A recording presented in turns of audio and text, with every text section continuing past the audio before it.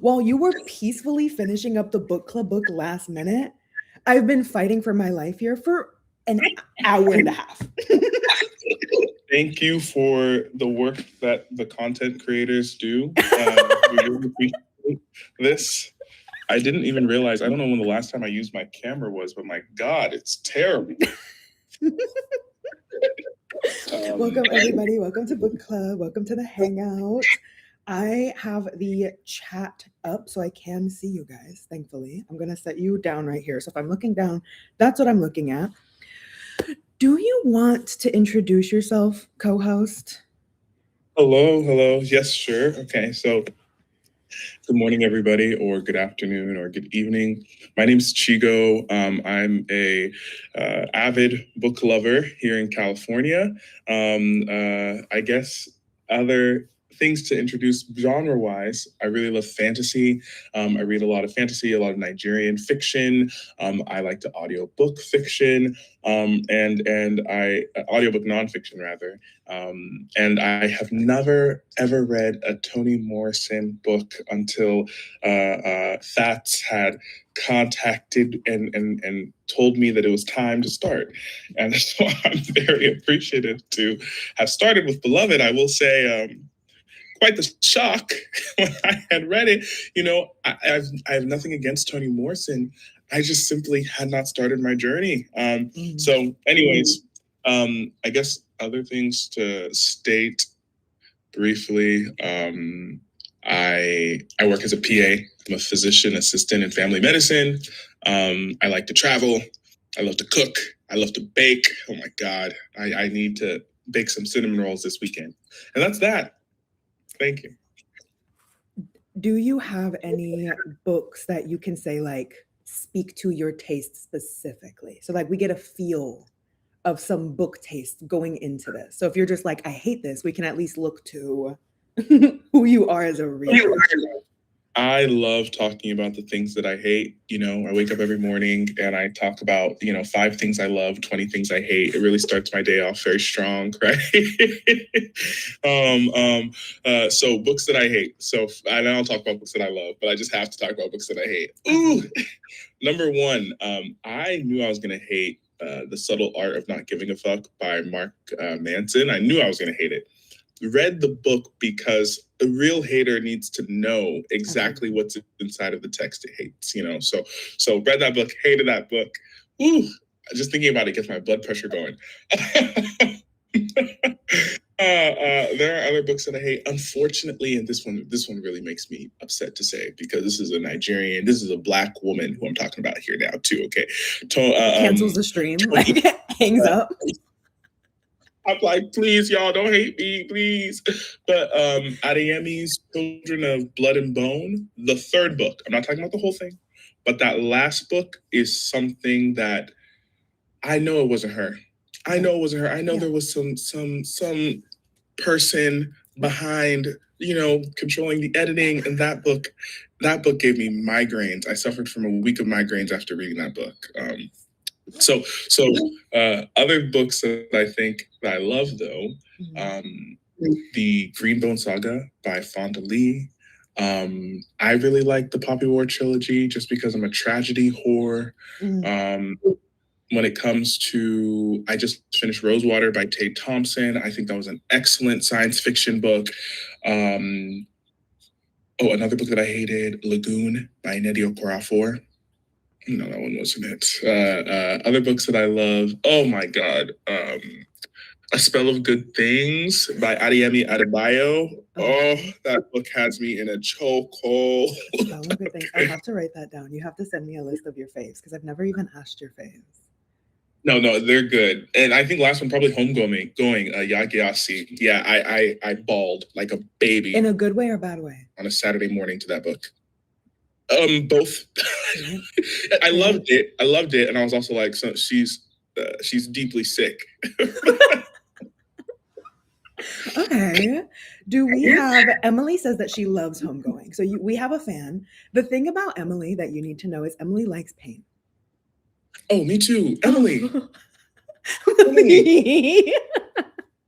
you can't know pain. You can't know When love without Emily knowing pain. says that she likes something, I'm immediately like, ooh, gotta be in the space for that one.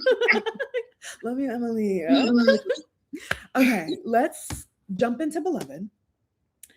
I have a little bit of information about Beloved before we get into like general feels, general vibes. This is Toni Morrison's 5th novel. And this was almost, a lot of people think, a reaction to some of the discourse against her, because a lot of people were saying she was writing books written in the time period that she knew. They said it was a crutch. She was always writing modern day at the time. And they were like, does Toni Morrison, can she really write? Does she really know what she's doing? Then she came out with this. And it was almost a clapback to, people think a clapback to the fact that she was like, I can write in the past. I can sit down in the Reconstruction era and I can look to a period and give you feelings that I haven't necessarily experienced. So that was sort of like the big things there. The only major questions, hold on, Christina said she can't hear you. Can't hear me?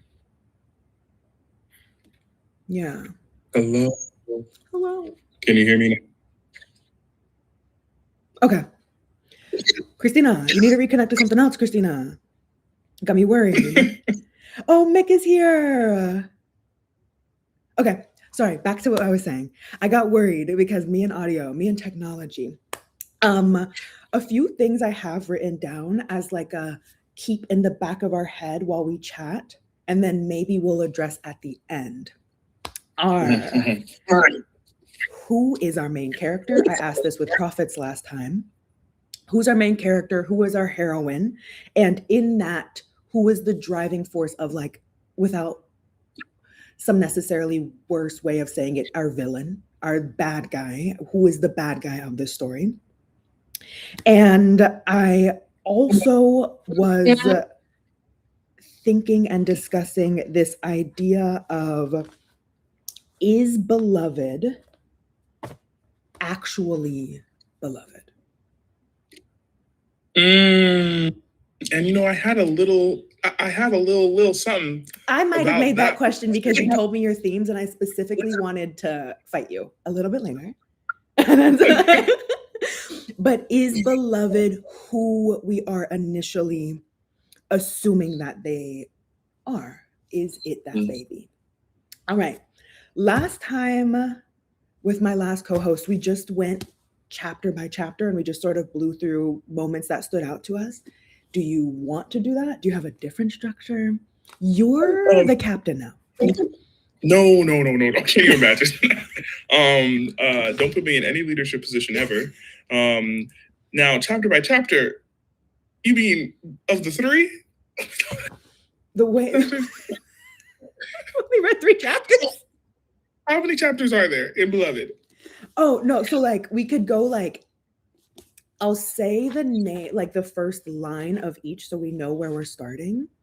And then if there's anything that you've highlighted and called out in that section, shout it out. Say what you need to say. If there's any specific chapter or like section that we don't have any thoughts on, then we'll go through it. We'll just pass it. Okay.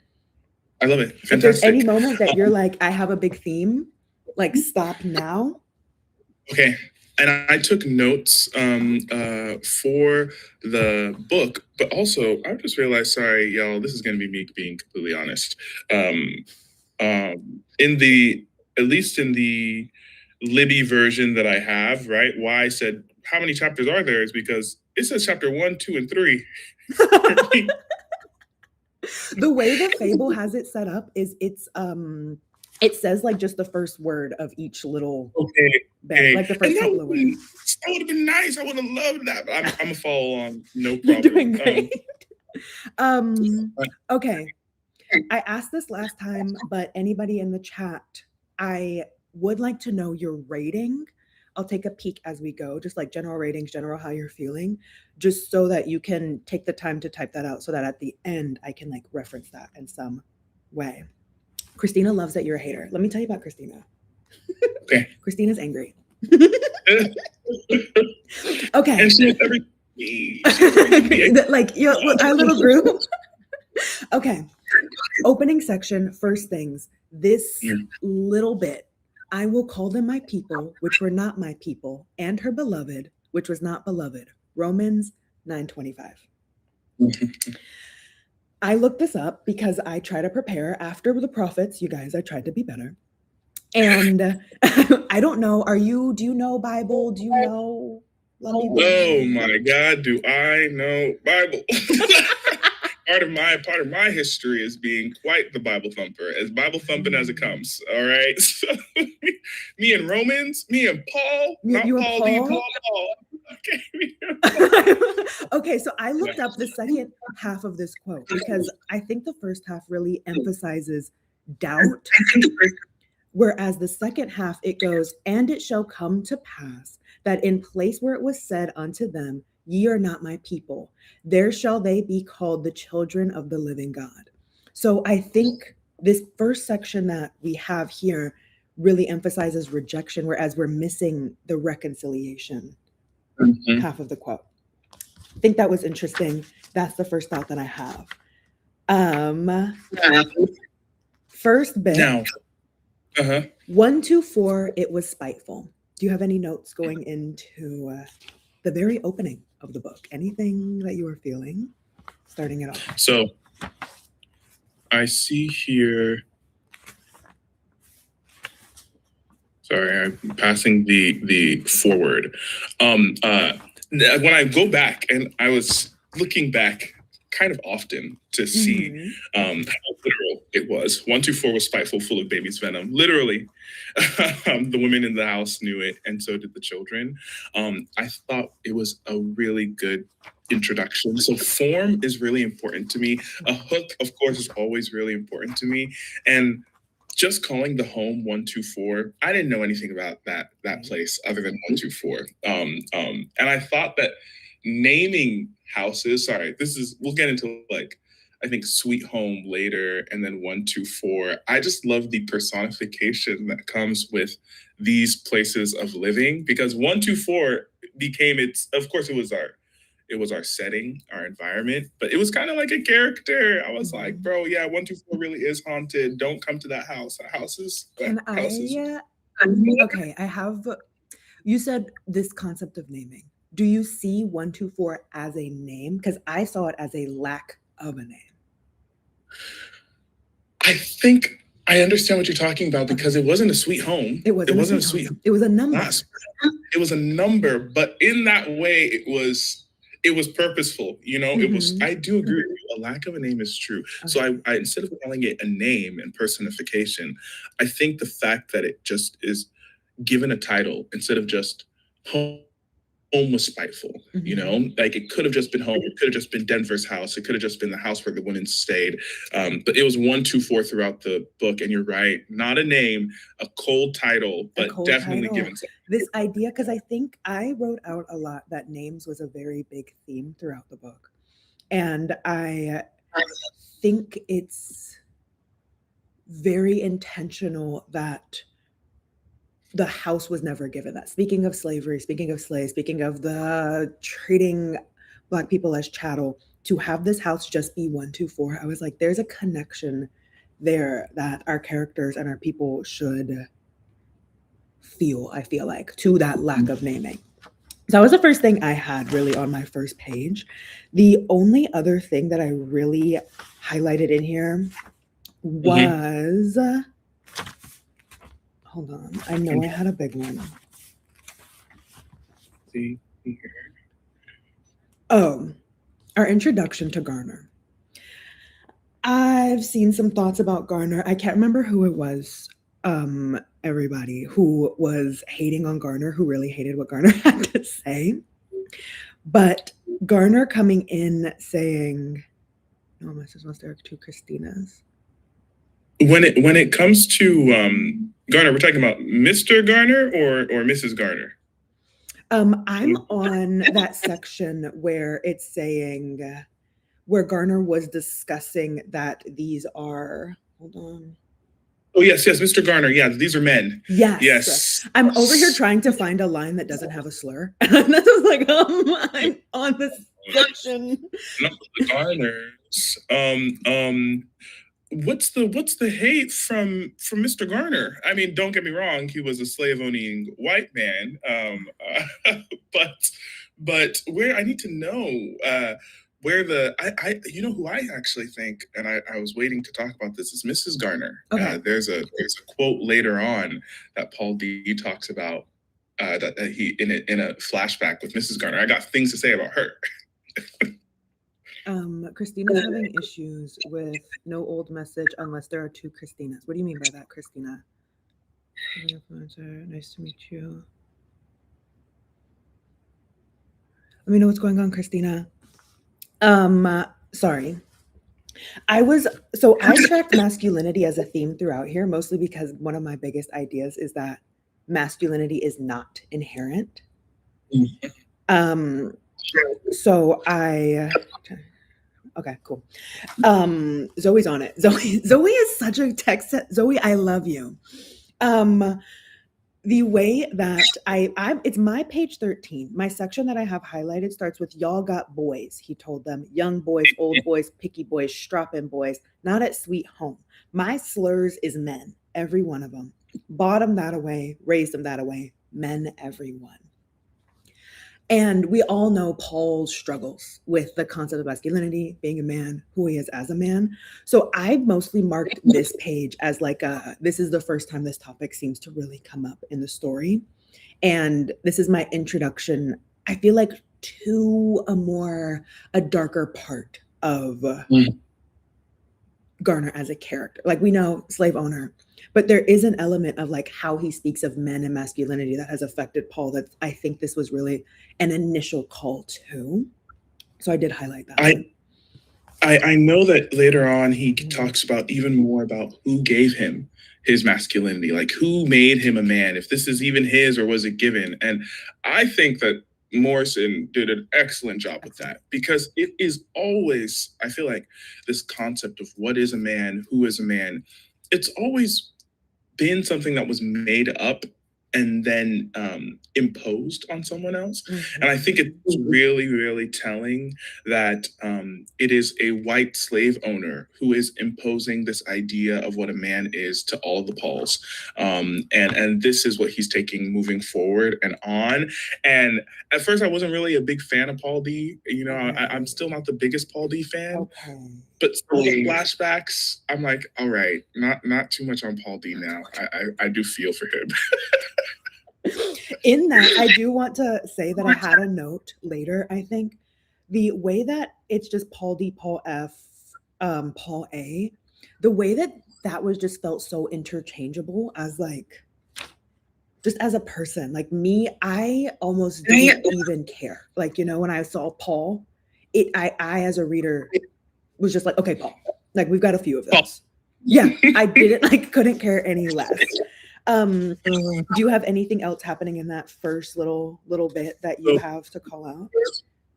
I'm wondering if this is the portion where they talk about sleeping with cows. Is this in this first bit, or am I a little too? You know, want to get that off your chest immediately. I just had to state. I was like, because I can't even find it, but I believe it's somewhere in this section where they're talking about Mick just all caps the cows. Like cows. I'm talking about cows, and I wasn't sure if I was interpreting this correctly. Okay, great. Go ahead, bring it up. You know, I wasn't sure. So please, y'all help me, okay? There was a section here. Let me type in calves. Y'all didn't read that? My thing is, let's see if I can find the page or the section. If anybody knows when the cows are first brought up, please help. I know no, Zoe's saying like the cows freaked me out. Like, yes, Zoe, freaked me the heck out too. Yes. Okay, and so sick with the absence of women, they had taken to calves. Yeah.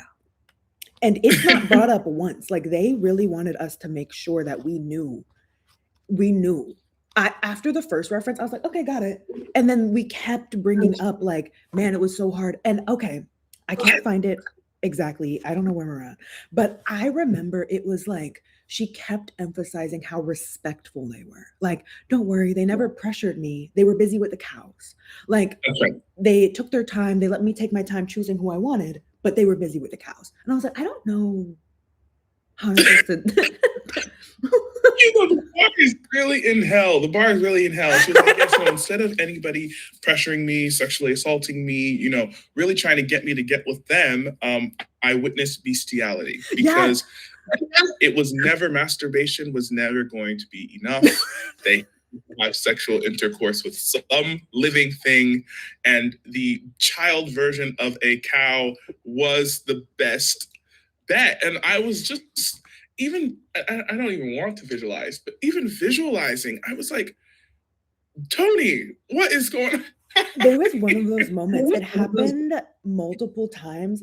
Zoe, you bringing up morning glory milking form right now is insane. Hey, Zoe, I'm gonna need you to calm down.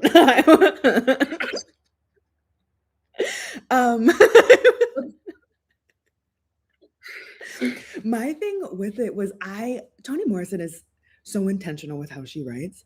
I didn't know if I should like be taking something from the cow being a choice, but it was one of those moments in this book. It happened often with me where I was like, I don't even want to think about it. I want to go on. Yes, right. But you know, hold on, everybody stop right now. Christina to the front. Christina saying the missing 3 in 1, 2, 4 is the third child missing. Is the third child missing? You know, I wasn't keeping track. Let me count now. No. Like that. She's saying that the fact that the 1, 2, 4 sequence, it could be 1, 2, 3, 4. That specific exclusion in the house's unnaming. Oh yeah, Christina, I do think my chat is delayed. I have you on my phone over here. I gotta be honest. Because we got the 2 boys, and then we have Beloved who died, and then we have Denver. No? Is that what she's talking about? There weren't any other kids, right? Beloved missing. The boys are because the boys Denver, are the eldest. That's right. Denver's baby. And then we have a missing child, a missing number in the 1, 2, 3, 4 sequence. No, I'm telling you, Christina be on it. Christina be on that ish. Yeah. I am accidentally very specifically, my technology is attacking her very specifically right now. Okay, welcome back, Christina. Could you please say more about that? When you get a second, please type that out more because like, no girl. No. Say more about that like number sequence. Now, I want to say when we were talking about just before she goes on with the number sequence, when you were talking about what to take off of the calves, I didn't think anything of it until I'm sorry, Sethe. Are we calling her Sethe? Because everybody. What are we doing? Sethe, Sethe. Sethe, because there was I don't know. Is it Sethe? I've just been saying Sethe, y'all. But whatever, somebody more educated can inform me, I will switch immediately. We'll start Sethe now until somebody yells at us. We'll stand in solidarity on that. Okay. I'm on the chapter that does. Wait, Dominique, Sethe? Oh yes, because there was a portion in the book where they somebody had enunciated, and it was saying like Sethe, and I was like, oh, or Sethe, or something like that. It was the Nan, the woman who I think was taking care of her, right? And I was like, it didn't seem phonetic, but okay, Sethe.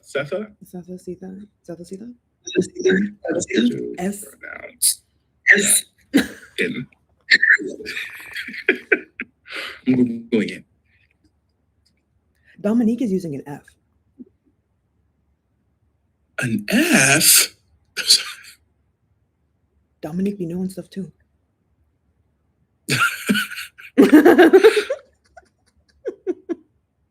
You're like, I've got cows and I have no idea who this character is. I'm just doing the best I can.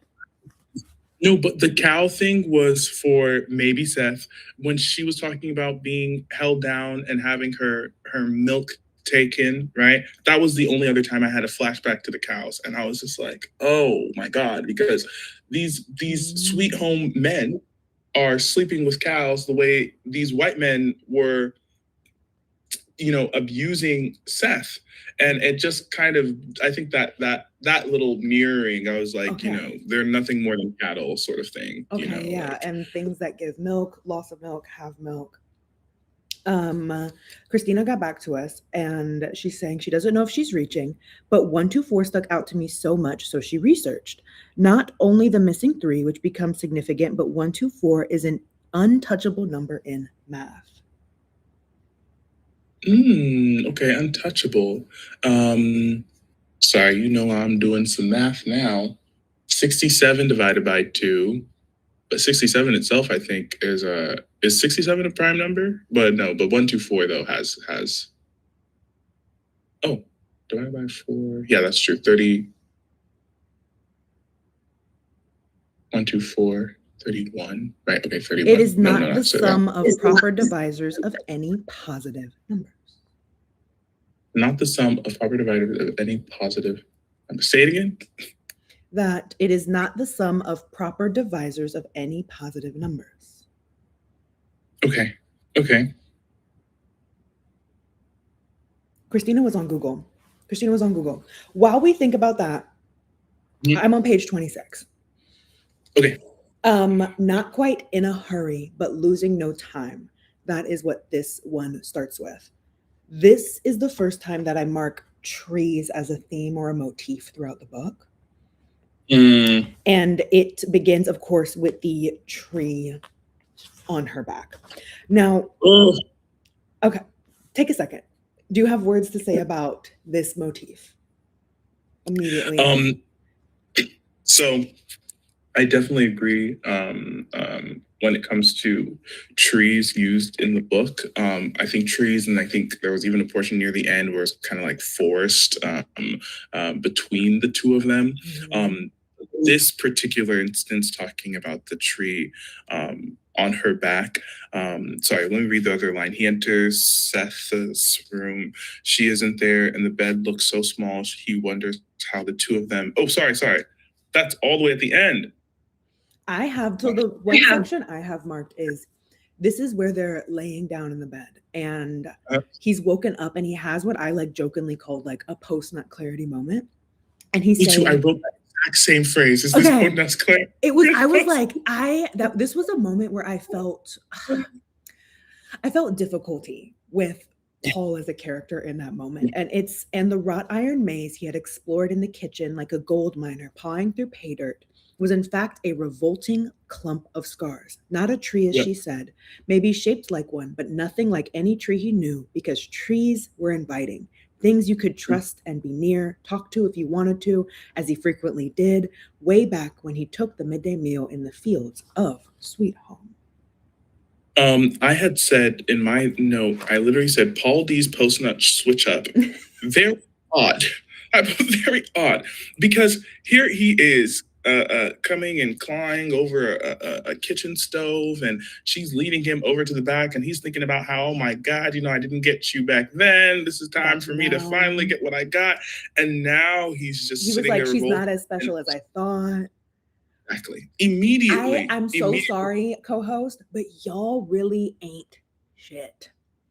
I was thinking myself the same thing. I wasn't really didn't have anything else to say. I was just like, that's about the most masculine thing that's occurred in this.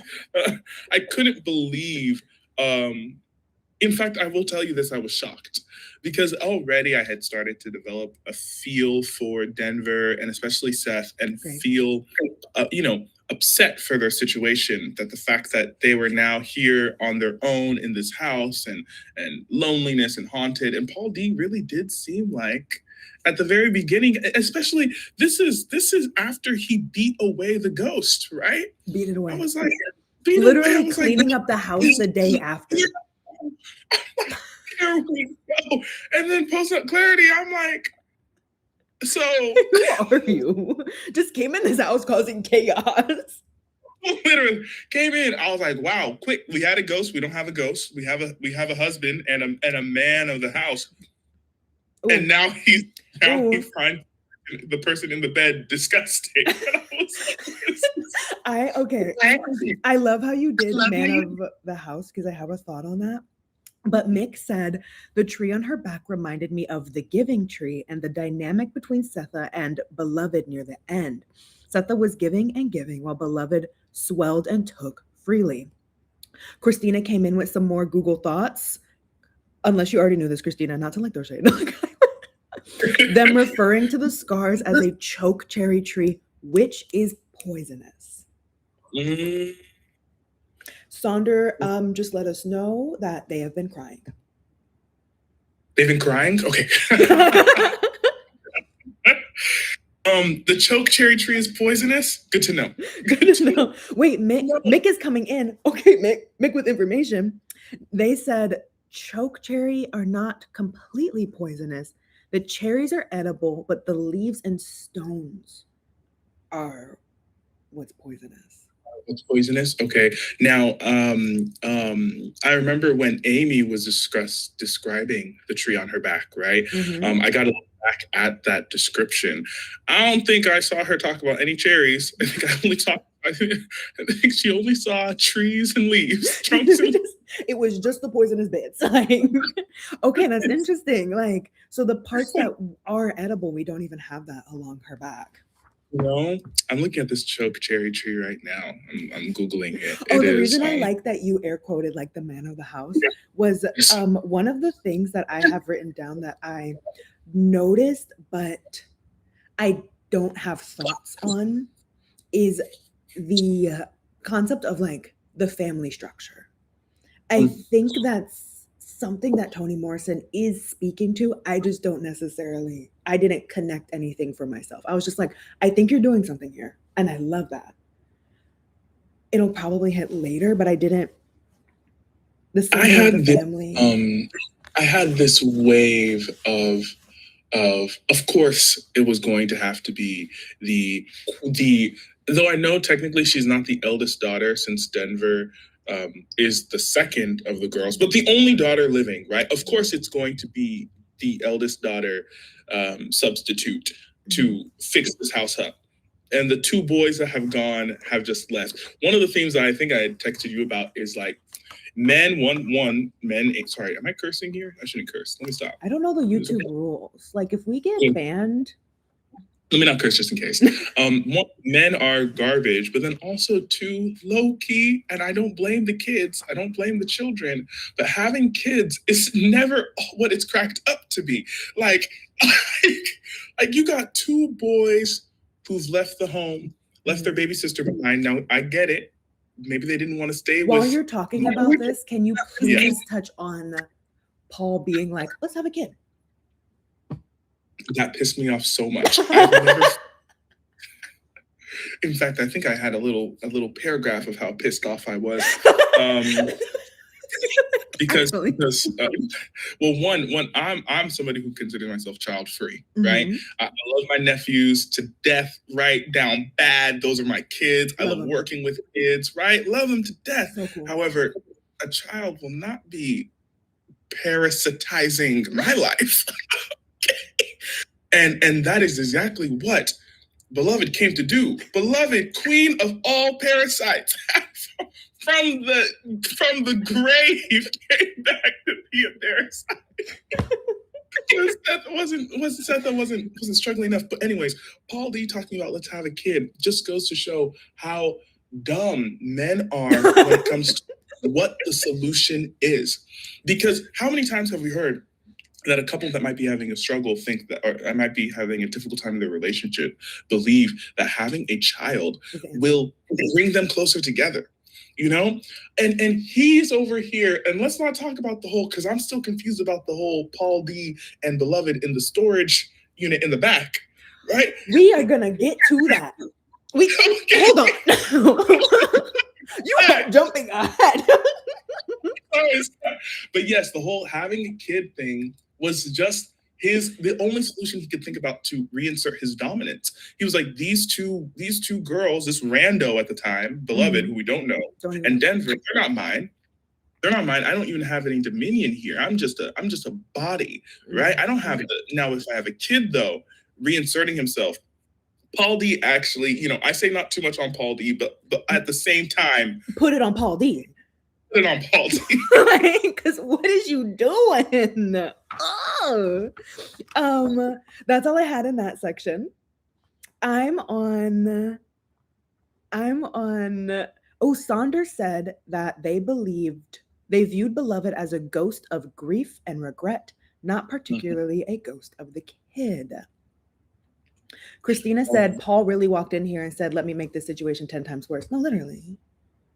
He didn't. What did he do in the end for us? What did he do? What did he do? Zoe is saying, like, speaking on that older daughter trauma. No, absolutely. The role of the woman having to step up within a family and not having a childhood, really. No, absolutely.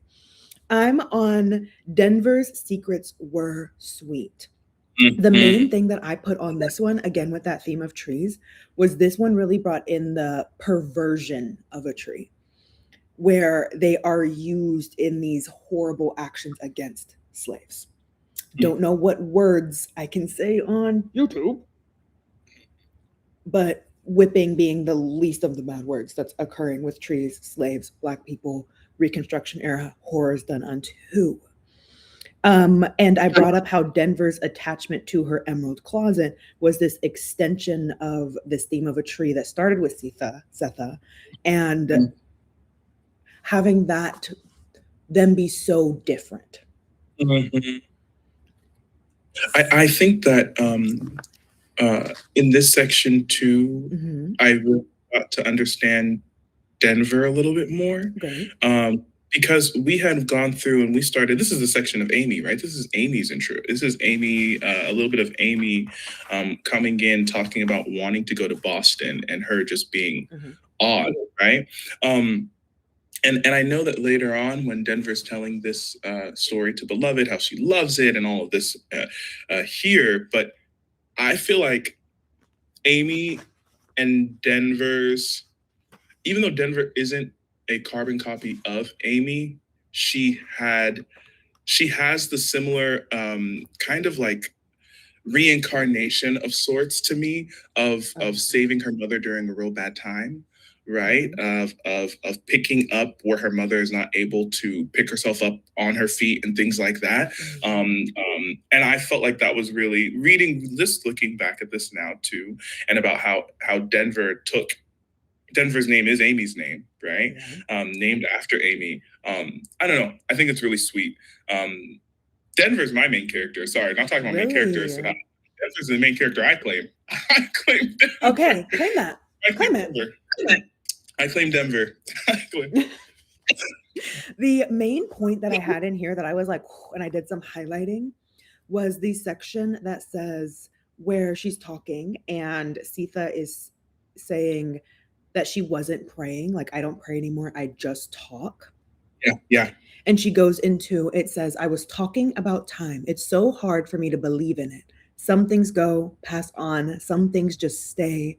I used to think it was memory, some things you forget, other things you never do, but it's not. Places are still there. If a house burns down, it's gone, but the place, the picture of it stays, and not just in my memory, but out there in the world. I just thought that was beautiful. I don't have any more thoughts other than yes. It was beautiful. But I like this portion. Denver picked her fingernails. If it's still there waiting, that must mean that nothing ever dies. And Sethe looked right in Denver's face. Nothing ever does, she said. No, I'm starred. Please, words, thoughts, opinions. The way that I was like, everybody come to the front. Nothing ever does. Nothing ever does. This right here, if I had to say a book had a thesis, this is it. This is it right here. Agreed. I also highlighted, and I just saw this at And a little Sethe bit came in and said nothing ever does, and you really went, that's not my main character. You really did that? Sethe was my main character for a long time. Sethe was my main character for a long time. And then when Denver woke up, I was like, sorry, that's my main character. When Denver was like, spoiler, my main character is Beloved. There's nothing wrong. I'm just Beloved's not even my antagonist. My antagonist for this book will always be the white man. Sorry. Because these slave owners are the beginning and the end of the trouble that started, right? Sethe lost her mind because of the trauma imposed on her, right? I don't even know how much I can push on her. Beloved being the main character, though, I see that. My antagonist is either memory or a lack of community. Lack of community for sure, because the resolution at the end really was showing what community could have prevented. Shows it throughout. This like not having a connection to a person, not having a connection with yourself. I would say community extends to knowing yourself, spending time with yourself, and then creating connection. I'm saying Beloved is my main. My antagonist is that, but I love this. I love this. No, community being lack of community. I'm writing that down. That's perfect. But it only tracks if Beloved is my main character. I'll get to that later. Okay. Me and Kaylin were bad about this too, because like when you go section by section, you just sort of like tiptoe along. Another theme that I brought up in this that was introduced was Dominique says the antagonist is colonialism and slavery without a doubt. Dominique, we can fight about that in a second. We're not. It's so blink the bottom left side of the I liked this like PTSD moment that was there. It says Denver knew that her mother was through with it for now and the single slow blink of her eyes, the bottom lip sliding up slowly to cover the top, and then a nostril sigh, like the snuff of a candle flame, signs that Sethe had reached the point beyond which she would not go. And that point beyond which she would not go, that trauma block from continuing the story that we see with Sethe and that we also see with Paul D. I thought that was such a good like lesson on what PTSD does, on that like talking and then stop, which is why when you talk about rememory, when we talk about like the power of remembering, when Beloved came and was unlocking some of these memories, that was super powerful to me. I don't have anything really for the chapter that starts pleasantly troubled. Sethe avoided the keeping room. Oh, actually, let me be a whole liar. This is the section where Paul first brings up risky, thought Paul D. Very risky for a used-to-be slave woman to love anything that much was dangerous, especially if it was her children. She had settled on to love. The best thing he knew was to love just a little bit. I posted that on my TikTok because I was like, the TikTok people need to know. I was like, I have to let you people know what I just read because I'm not going to read this alone. I said on my I was like, this man really said, don't love anything this strongly, and I do in fact agree with him. Emily brought in the fact that he wanted a kid after saying something like that. Don't come on now. Now to have incongruence, the cognitive dissonance that is to be in a state of perpetual split is what it means to be a man. I do believe that's, Don't just say that sentence and not go more into that. You're not gonna drop a bar and be like, okay, trees. All I could think about is the performance. We always talk about performance, right? We talk about performance for people of color. We talk about performance that women have to go through. We talk about performing to meet whatever social norm is hit or is necessary. And Paul D, who knows for sure that this is a woman who is unwell, right? A girl who is lonely, a house that is pained, that he is a man with a history of coming and going, right? Yes. And also understands that it's not good to lay roots too deeply into anything, not even a child, has decided that we should go ahead and have a kid, right? And it's the idea of, yes, I can objectively conclude that I probably shouldn't have a kid with this family, or maybe a kid at all, because I'm a wayward kind of man, right? And also, who knows how old he is, bro? That old. Keep those old kids inside. Not you being like, not too much on Paul. Roast Paul to filth. I have to roast Paul. I have to roast Paul. And then to still feel as if the only way he can perform successfully in this new community that he is entering, the only way that he can perform, and be looked at appropriately by the women in the house, and I think also by the community, is to plant another baby into that home, right? And I think that those are the two things: is what's true, what's right, what is practical, but because you have to do this performance of a man that men have set up, you are still going to do something like think the solution is a kid, and yeah, it's terrible. It's painful. It's terrible. Okay, I have some really good things happening in the conversation right now. Dominique brought up, it's that thick love that he's talking about later. Yes, I also love the imagery and wording of thick love. I think that's such an interesting way of just saying things and putting just words on a paper. Loved that. Christina came in, and Christina, I do think you and I are on the same page. Christina says, I think the main character for me is a motif rather than a person. The presence is felt throughout the whole book is the idea of fragmentation of memories, of family and community, like you said, how violence fragments people.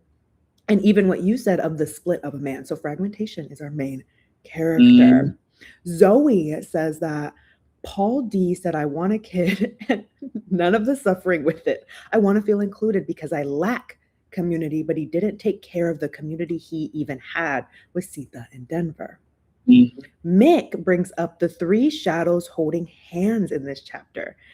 There's a layer of hope and joy that is expressed by Sethe, but it was also unsettling. Mick had a lot of that was a big comment that Mick had left on the chapter where they had gone out, and there was that little moment of joy. I don't know if we all have the same page numbers. I think that's on. Yes. And let me just carnival. It was the carnival, right? Yes, and the line that Mick is bringing up, and I did want to talk. Thank you, Mick, because I was going to skip over this. Thanks. And on the way home, although leading them now, the shadows of three people still held hands. So in the fable, there was quite a few of us that were like, oh, this is a happy moment. This is a good moment. I felt like it was way too dissonant to the story for this to just be a happy moment. And I really sat on the visual of it being shadows following behind them. I think it was more foreshadowing rather than a true happy moment. Thoughts, feels? I do think that the line that I really liked was they were not holding hands, but their shadows were. I thought that was just such an interesting need to clarify that the three of them standing together, they were not actually holding hands. Their shadows looked like it, though. I think about the idea that their fates are being intertwined. A lot of the imagery that we use with shadows sometimes is I feel like appearing into the other side. But also I highlighted that line specifically because they were never going to be connected with Paul D.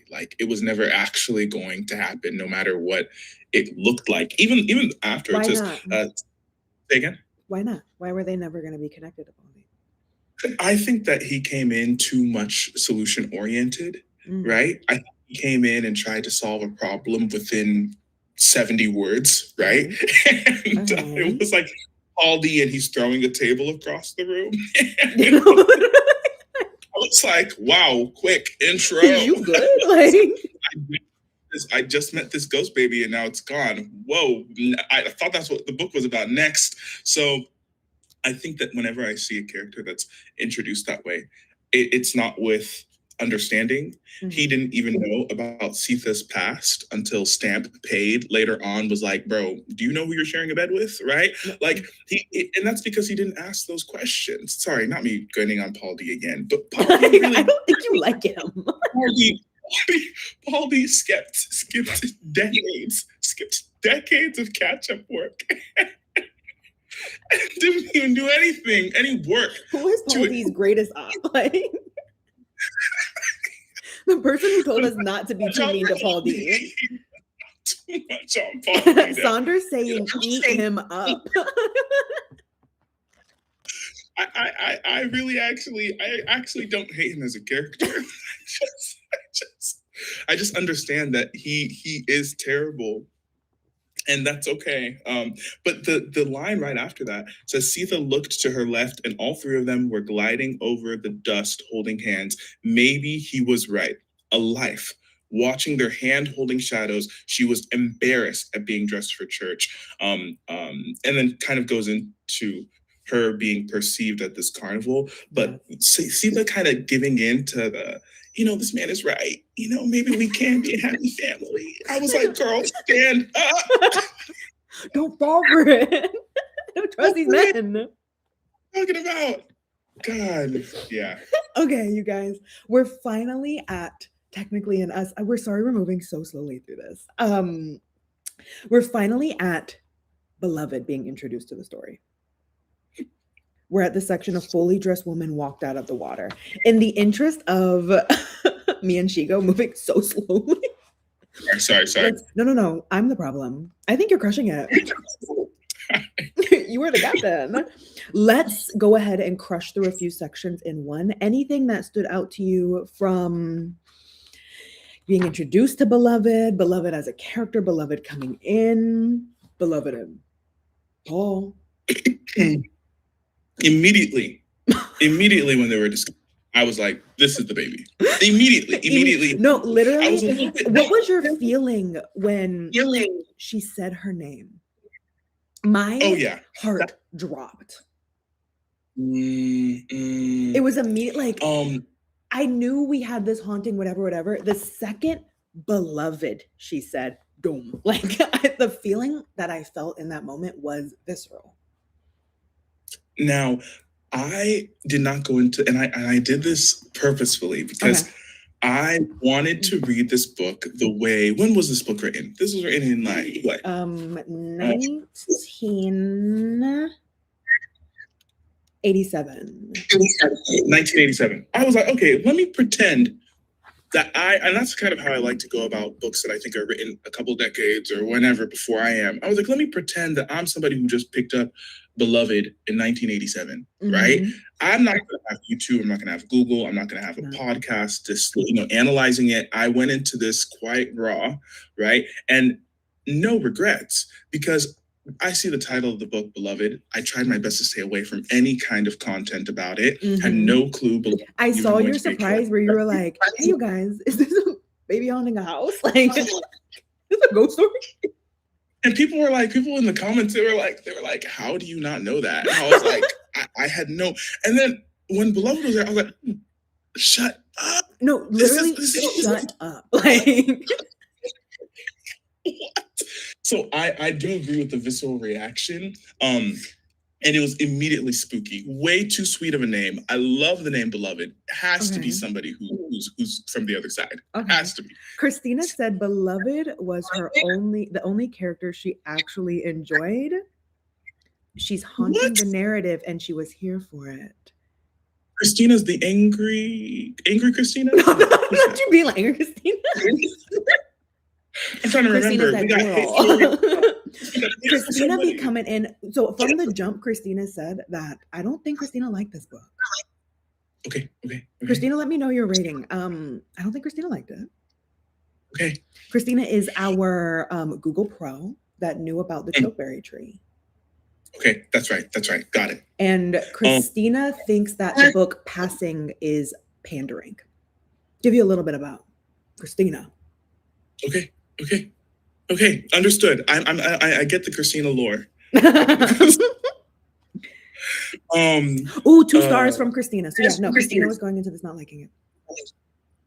She said she was going into not liking it. Not yeah, two stars for this one from her. Oh, And got she's it, saying 2 Beloved was the only character she enjoyed.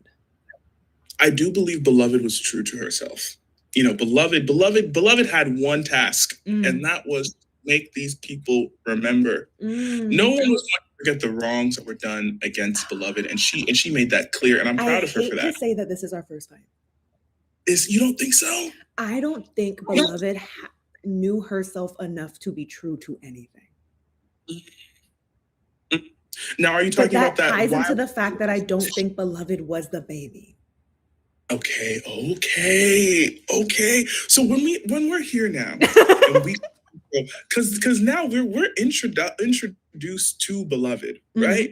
And Paul D is saying something funny about that girl. Paul D said, mostly to himself. Funny how acts sick, sounds sick, but she don't look sick. Good skin, bright eyes, and strong as a bull. And then I thought it was so funny because it was like, what do you mean? She's not strong. She can hardly walk. Like, what are you talking about? And then Denver came in here messy. Like and then Denver came in. Denver was like, I didn't see her pick up that house. I didn't see her fly. Not my sister. Denver said that. The eyes roll at Denver, and even the way that Toni Morrison wrote it, Denver's eyes seemed busier than they were. Deceptive. Denver, sit down. Quit it. Saunders said the reason that they thought they were grief is because they kept reiterating, Beloved is me, I am her. She is my sister, I am her. You know, I think it's the baby. I'm gonna get into it. We'll have to get into it. I know we have, but we have to talk about, is Beloved, or is because they so much. So I think a lot of my thoughts on Beloved is thinking about horror books as a whole, and like a lot of things that horror books do. And then also in a lot of how Beloved was represented. There was so much of Beloved that she was speaking, and it was the Sethe's mother. It was the Middle Passage. It was the slave experience. And then when I think to horror books, horror books so often, something crawls itself from wherever, and other things attached to it. It's not just when you get something horror, I think a lot of the times it wears the face of something else. And I trust you because you read more horror than I do. I just feel like we had something wearing the face of Beloved. Yes. We had something darker and more sinister wearing that face, weaseling its way in. I think we had so many more souls wrapped up into that being. That's why I'm like, could Beloved even be true to herself when I don't think it's one being in there? In the since my version doesn't have any kind of chapters or anything like that, but in the second portion, in the chapter two, especially in the second half of that, was such a stream of consciousness that I believe what you're saying, because in that portion I was like, who's talking? Can I get a tag, a blank, a comma, end quote, said blank? Zoe literally did this as an audiobook, and I'm like, Zoe, do you need me to take pictures of the pages for you? Absolutely not. As an audiobook, that would be haunting to me. I would have been like, oh, well, but now I will say that with this intro to Beloved, it didn't start off creepy to me. Like, I didn't feel creeped out by her. In fact, I thought this was going to end up being, this was a sad story, but I thought it was going to be sad because it was going to be one of those things where it's like you gained this ability to reconnect with a daughter who had passed, right? And she's going to leave as easily as she came in, right? I didn't think it was going to end in fights and screams and people starving, right? I didn't know that this was still going to be horror. But like, this is the portion where she's talking about, tell me about your diamonds. Where are your diamonds? And talk about the crystals. And I was like, Here's the thing. Okay, wait, I've fallen behind on the chat a little bit. Christina said that as a horror lover, she also felt like Beloved was a manifestation of grief and bad energy, and that's what was feeding.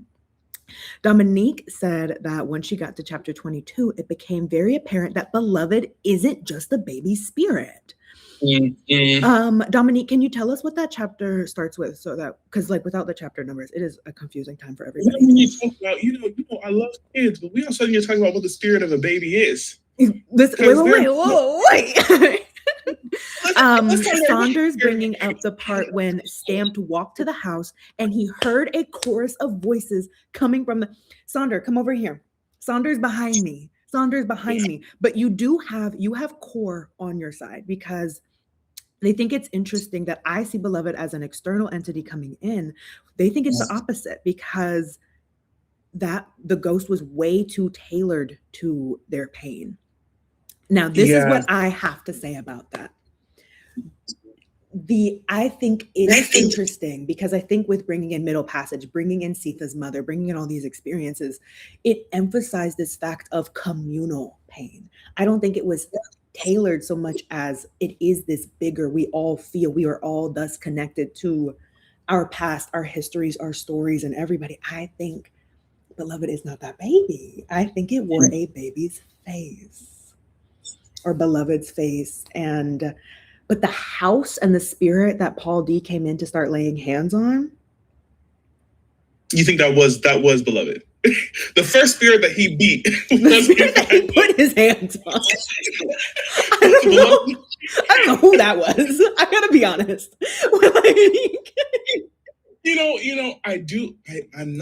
I don't disagree. I think though. All right, say that it. No. Because I think of babies as they need to survive, right? A baby has got to survive. A toddler has got to survive. Never had any kind of... Also, sorry, quick question, because I can't even remember. How old was Beloved when Beloved passed? Baby. Does anybody know the number? Yeah. Baby. I know about... we're gonna get to the scene. The scene, okay. So this is baby. When I think about babies, I think of no maturity, right? I think of take. They have their needs. Mm-hmm. They are emotionally underdeveloped, right? I'm not saying that babies are wicked. This is just how life starts. Right. I think about toddlers and the temper tantrums that toddlers have. That's because they want something, but they're being denied. And their only response is to completely crash out. That's all they have. Mm-hmm. They barely have the words to express themselves, right? Mm-hmm. Now, I do believe the tie-in 2 years old. Two. So I thought it was 2, because I was like, Beloved is trapped in toddler stage throughout the book. When they're talking about she only wants sweet things, do you know how many parents come into my office and I need to be like, why the heck? Sorry, let me stop. What the heck is there diluted juice in your baby's bottle? That 2-year-old doesn't need juice at all. Doesn't need juice. Get some water. It's just this. I found her to be a toddler throughout the book. There was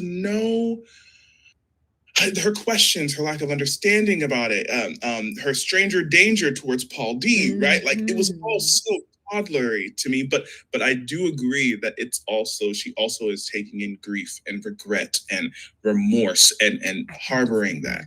I think it almost simplifies the story too much to say this is just that baby. This is just that baby. You know? I maybe agree. It started off as just that baby, and then even as she was growing, that was the representation of taking on more. Maybe Saunders said something like that, like this viewpoint that grief was from the slave ship. I think she is grief, pain, loss, and regret. And Sethe's grief was so strong that that's what brought all the energy in. Now, the chorus of voices is so interesting to me because, one, who are the other voices that we're hearing over on the outside? Like, I don't think anybody else other than Baby Shugs. Is Shugs or Sue? I've been Shugs. I've been doing Shugs. I said Shugs. Shugs, because it sounds like sugar. You know, I'm talking about Shugs, Baby Shugs. Right? So other than Baby Shugs, who else passed away at the house that we know of, right? And it was owned by a white family beforehand, right? So I don't know who the chorus of voices even are, or if this is just kind of like a hot spot for, what is, like, I don't know how many people watch anime here, but like, is this like Jujutsu Kaisen, like a place where a lot of cursed spirits are just possessing an area? Kaisen is so good. Like, scrap the book club. Like, is this what we're talking about? Like a little harbor point for the spirit world. I really feel like that's how a lot of horror books are written. But then also to say, like, I read so many, I think there's a lot of discussions of, in certain parts of the country, like the ground is steeped in blood. Like on American soil, it is nothing but pain. And we have a scene with the chain gang where we get some of the natives, like we get some natives. And I'm just like, there's so many levels to like pain community people in here. Speaking of the chain gang scene is one of those ones I was like, I don't even want to think about it. I don't want to sit here. My book club is reading Chain Gang All Stars. That's what you're talking about, Chain Gang All Stars? No, the Paul D backstory. Oh, sorry. I thought you were talking about Chain Gang All Stars. You're like, Paul D Gang. Yeah. So I was like, okay, my bad. Because we're reading that, I was like, is she talking about another? My bad. Okay, no, I agree. I think that having the seeped in blood portion is good, but I just don't feel like I have enough 124 history. I don't have enough 124 history. I need to know about those white folks. When you already know there's nothing but pain in American history. Nothing but pain. That's true. That's valid. There is a portion, I think it's still in this section, but wait, is it still in this section or did I jump? Because I just see bringing up that it's really interesting to see how everybody's cultural experience is really shifting how we're all viewing this book.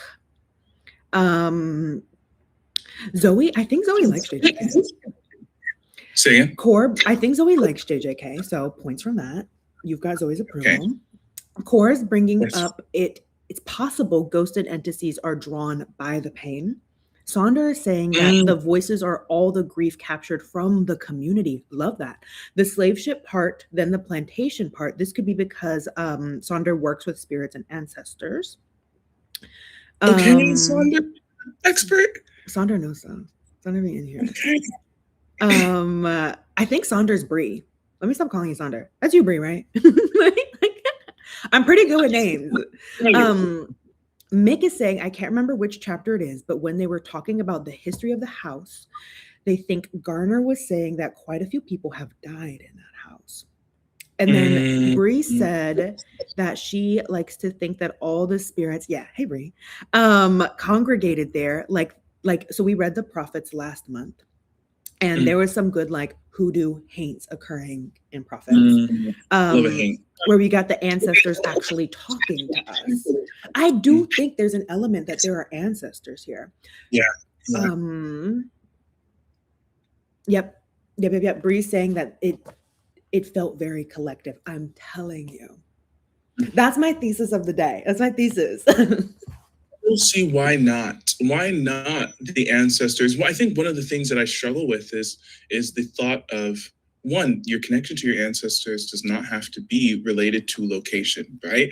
Like, I think because this wasn't their home to begin with, the idea of ancestors was probably, that was a mental wall that I put up for myself, because I was just like, I thought the ancestors I thought about, but I was like, but they're not from that house, right? Yeah. They're not from this country. They're not from this land. Okay, the ancestors follow you anyways. So I do think that the idea of them being drawn to this grief and kind of making a home there themselves, and the thought that Sethe was one of the only people who's able to harbor that much grief and still get up and go to work every morning and not be late for 12 plus years and come back and take care of her daughter, even though everybody else had left her or died, is kind of like, a lot of grief, anger, angst, dead things can feel like they're okay thriving here. And Denver, being her mother's daughter, being the only other one of saying the 124. this is the only thing I had to keep me company. Denver, stop it. Denver, go make some friends. Denver, that's too scary for me. Quit talking to the ghosts. Bree, yeah, Bree's a hoodoo conjure woman. Bree, if you have any hoodoo stories, African spiritual religion stories, I do believe Shigo, you were asking for Rex at one point. Begging. I was on my knees, Bree. Bree, if you have any like good Rex, do you want nonfiction or just fiction? Yes. I need it all. Literally, whatever you have, I will consume. So if you have anything good, before I was like, I posted a video saying, if I don't have this, I'm going to eat somebody's ear. Yeah. So. And I was like, I do believe I threatened the world with that one. Yeah. So if you have any good Rex, I do believe Shigo is looking for that. Where are we at? What are we doing? Oh, yeah, I just got to this. I don't know how. I just got to the section of beloved. Wait! Everybody, slow down because we've skipped over a character, and I'm kind of mad at us for it. We need to take more time with Shugs. I feel like we brought up Shugs, blew right past it. Because the way that I deeply highlighted in this book, well, in this chapter of the 3 chapters, where we're getting Shugs and like the clearing. Oh yeah. The way that I was like misty-eyed. Like, I think I remember I don't know if you're open in it. Zoe, I'll drop you. I'll somehow leave in the comments when I post this up all of Shigo's information on TikTok and everything. So you guys can go find him. I got you. If you want to hang out and you want to like hear some more thoughts. Which book are you on, or which passage are you at? Where am I at? So this section starts with, it was time to lay it all down before Paul D came and sat on her porch steps. Mm-hmm. And that's where we get the clearing scene. How do we feel about this scene, you guys? Did we all feel like such big emotions? It was spiritual to me. Saunders said, made me call my grandma. No, and that's what I'm saying.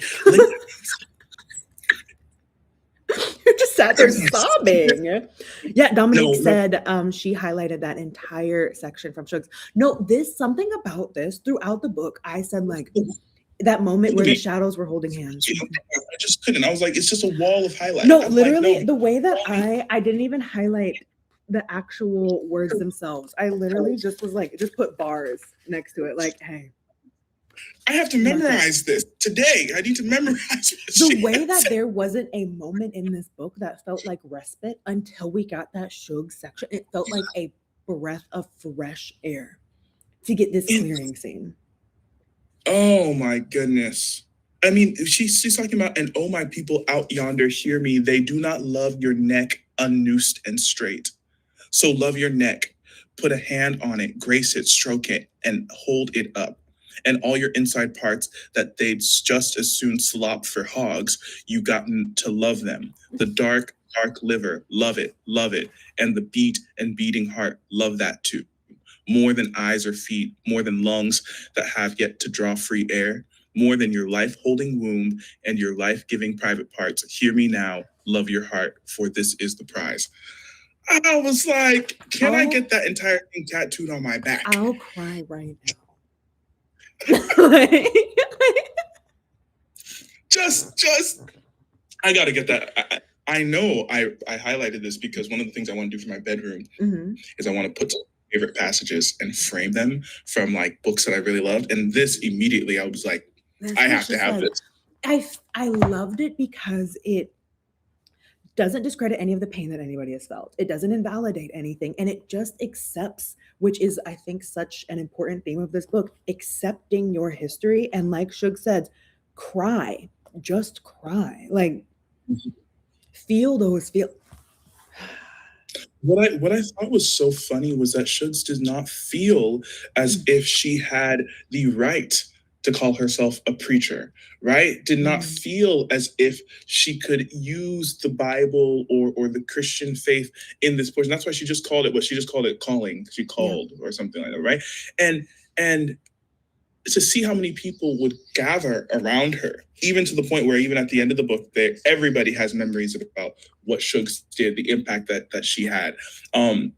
I just thought it was crazy. Also, I love this whole like baby Shugs, comma, holy, comma. That happened a couple of times, and it had me paint Shugs with like the, the halo There was around. the way that I was like, Denver, you're kind of weird. Sethe, something's going on with you. Paul, get out of my face. Shugs did no wrong. Did no wrong. There's nothing about Shugs that I was like, wasn't just a perfect being in my soul. Yeah. I felt so much sadness when they would like paint those moments of like Shugs like being focused on color at the end of her life. I was like, Shugs as a character. Yeah. I needed you. I needed you. Thank you for this moment in the clearing. Yeah. I don't really, even with the color thing, the first thing that came to my mind was the reason that came to my mind was cataracts. Sometimes I will take things a little too literally, right? Because I'm just like, and it's probably because she needed cataract surgery. Poor thing couldn't see. Get that one medicine. I was like, I couldn't help but just think about that. But what I loved was Shug staying so in place, so permanent, even at the end of her life. Still staying right where she was in that haunted house. She was truly a rock, and being the one to take care. I mean, while Sethe was still back at Sweet Home, right? Shugs was with the kids, right? And I just find that to all. She was so good. I love her as a character. What's happening in the conversation is like so many of us felt like we see Shugs and like our grandmother, like the connection of like Shugs as a character. A lot of us felt family in that. And there's I just got a memory. Shug, yeah, it just struck me. I was like, hold on now. What is the portion? There's a part where Shugs talks about her kids. She's seen so many kids come and go. Like she's just lost so many. And this was, oh my gosh. I wish that I had character hurt me. She has been through so much loss. What we just decided to never talk about? Sethe's baby daddy.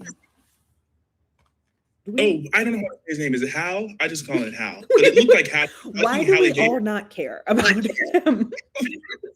I don't care how Baby Shugs was like, he's too good for this world. And also, sorry, quickly, did he go mad? Was that the conclusion? Can we take a second on him going mad? Because I need to talk about how fragile the mind is. You could say the way that it was Sethe who went through trauma.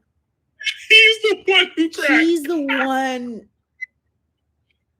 Okay, make it about you. Bree, Dominique says it's Halle, like Halle Berry. That's what I thought. I was like, Halle Berry, Halle? Oh, okay, Batty. Okay, Batty. His character, I blew past it. I gotta be so honest. The way that we like had scenes of him working so hard to buy his mother's freedom, doing all this. I didn't care about him. And then he had the audacity to like lose his mind, abandon Sethe because of something she went through. Okay, that was funny to me. I did actually chuckle when Paul D was confessing.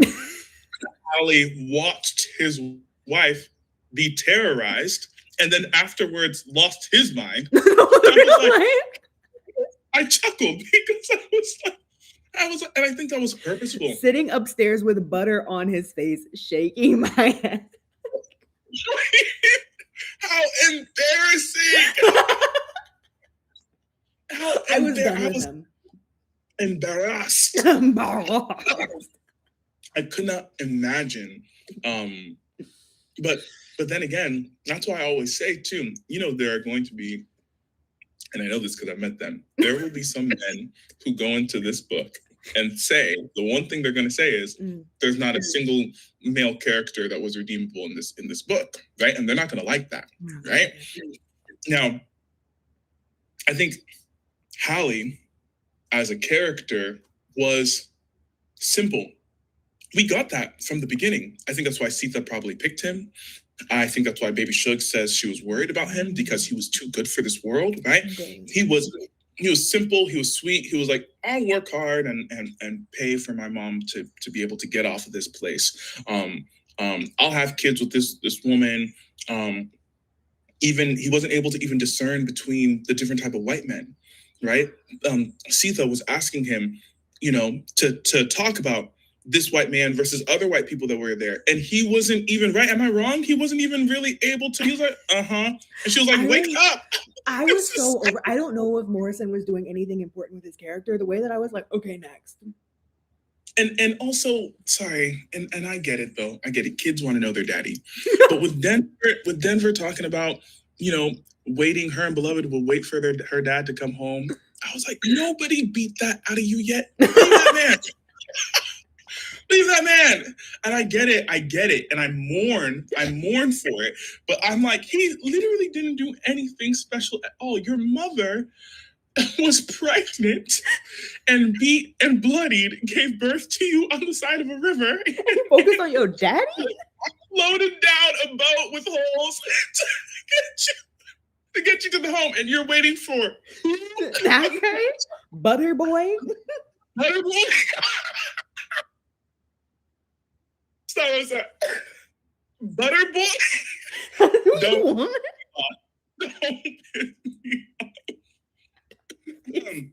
yeah, no, that's funny. I do think it's purposeful. I just imagine Toni giggling, being like, no, literally. Christina said one thing a man gonna do is make it about himself. Christina, come to the front. come to the front. Oh my God. Bree's sick of us. Bree's done with us. Sorry. I am serious, but Butterboy, that took me out. Bree's shutting all down. I hope that there are no Hallie stands out there, because there's not enough to even. Is there anybody here right now that likes Hallie? You don't be quiet. This is a safe space. Just tell us now. Now, I will still say, even though I've talked a lot of bad about Paul Lee, still not too much of Paul Lee. So, I'll say that. Did I get a dissertation off my chest about how he ain't shit? Yes. Not too much on him, though. Not too much on him. You know what that's like? That's like the woman with the cheating boyfriend. That's like, don't speak bad about my man though. Like, we're gonna get back to don't speak bad about him. That's you with Paul. That's you, Paul. I'm like, yes, I know. That's my man though. That's my man. Okay. Where are we at? Hallie would have a podcast if he existed in big 2020. Talking about a whole bunch of nothing. Nothing. That's nothing. Wait, you guys. Core. I don't stand, but just think at the time some people were raised to not question or think and just live for the day. Backspace that right now, Core. There's no Hallie love. Well, I think we don't have. We got the Paul Lee backstories, right? Which is why I say not too much. Yeah. If we assume that Hallie's backstories are similar to Paul D's backstories, but I'm not quite sure, because if we assume that the backstories are somewhat similar, okay, maybe I can understand the oh my God, now I've broken into psychosis bit. Not everybody has the same mental stature. My thing about it is I don't think I wait, who said it? Somebody just said that. He's at the bottom of the pyramid. Bree said, that's the bottom of the pyramid this week. No, absolutely. My thing about it is, like, in this time period in Black history, we can assume everybody been through some ish. Yeah. And it's just like, bro, you just had to step up one time. Literally one time. Yeah, and I'm not even gonna say this. One, would have loved it if he went out to go defend his pregnant wife. That would have been great. But let's say that he did it.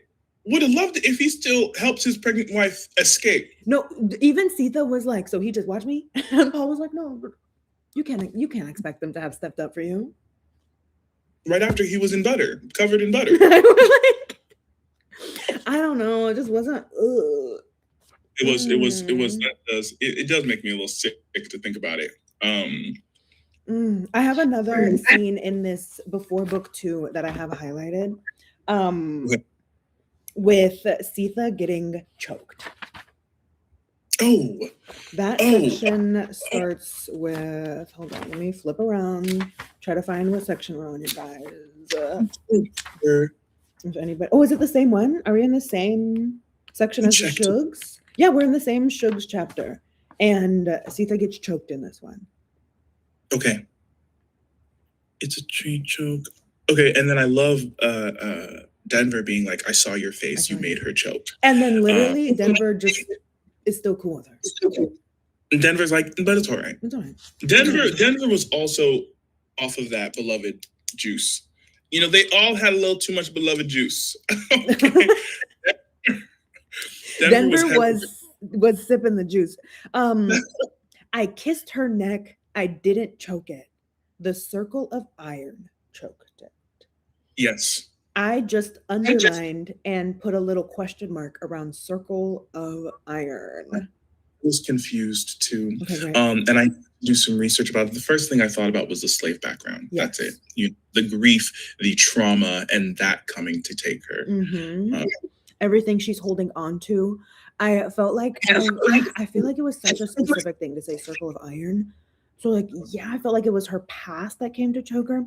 But the fact that Beloved said, I kissed her neck. Mm-hmm. Bree says that she thinks she was remembering slavery. Yeah, just like that. That's a representation. I felt like it was such a weird moment, though. I felt it was like weird moment. When I first saw this too, I think PTSD is definitely something that was well portrayed throughout the book. Mm-hmm. You know, people with PTSD, when they have flashbacks, mm-hmm. they are right where they started. Like they can be immediately placed into the exact scene of their terror. Mm-hmm. Of trauma. And so I think about this.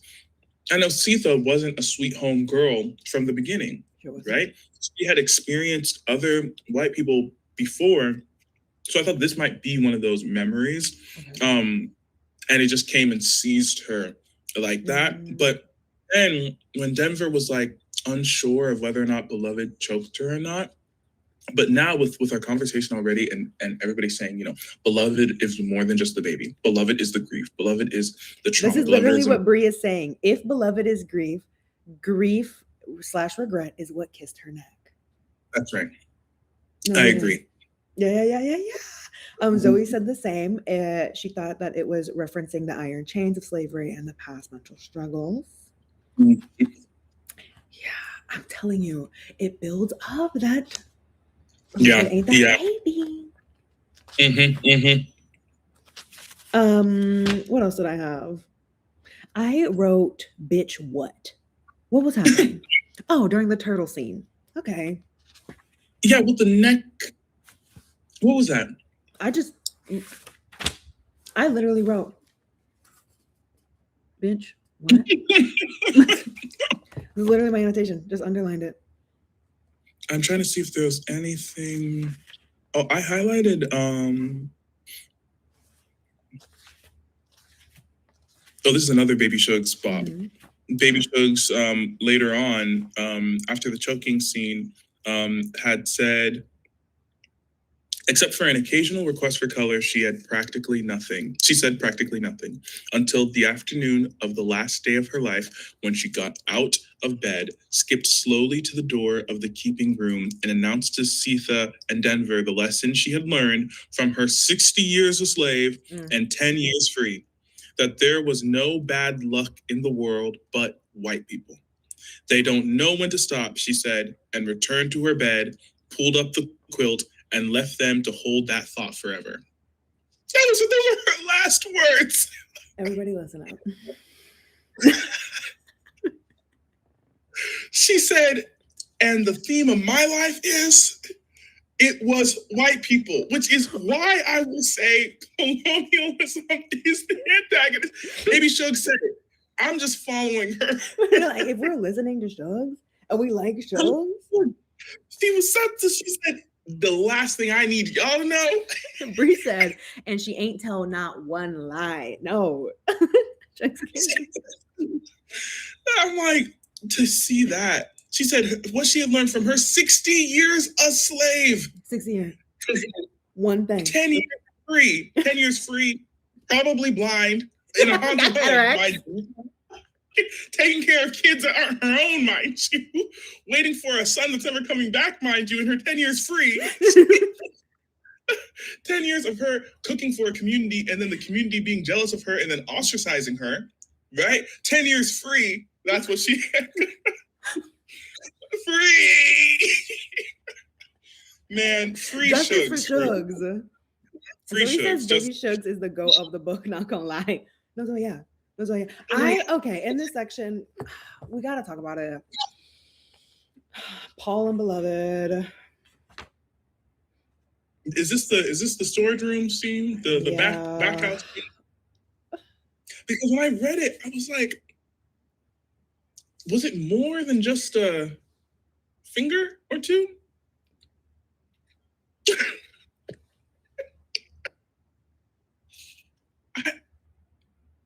I think that we hit fourth base. The fourth base occurred. Okay. Right? I think so. It was intentionally vague. Thank goodness. You know, inside of me, and then call me by my name. Bree. Like, okay, wait. Bree saying what I was thinking. Okay. In the end, Beloved, and anybody if me and Bree are on the same page. If we're wrong, just say it. The way that I thought Beloved was pregnant at the end. Me too. Okay. By Paul D's baby. Yeah.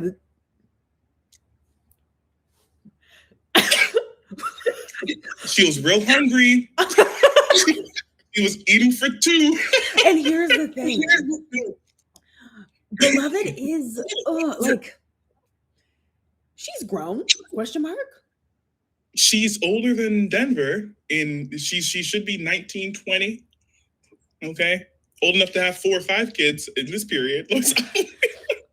I was so uncomfortable because like how infantile it was, the way that she was saying it, the inside part, I was like, this is a kid, Paul. Like, you don't have to do this, Paul. And he, where is it? Remember when he was preparing to tell Sethe that Beloved was making him do it? Beloved was pushing him out the house. He was trapped in Beloved's little enchantress ways. He was preparing for it. And that was when he said, no, instead of me coming clean, let me tell this woman that I want a baby. Paul is the villain. Actually, scrap it. Antagonist is Paul. Paul is, in fact, a secondary antagonist. He is, in fact, one of the worst people in this book. He's the worst. Yeah, I literally wrote here, like, in that scene where he started saying red heart, I was so disgusted in this moment. Yeah. Paul was weird. I thought at first that I did worry about the whole idea of, and this was just the one scene, right? They didn't really, Morrison didn't really bring that back over and over again, because soon afterwards, when did Paul officially decide to leave? Was that long after? The way that time passed in here felt a little.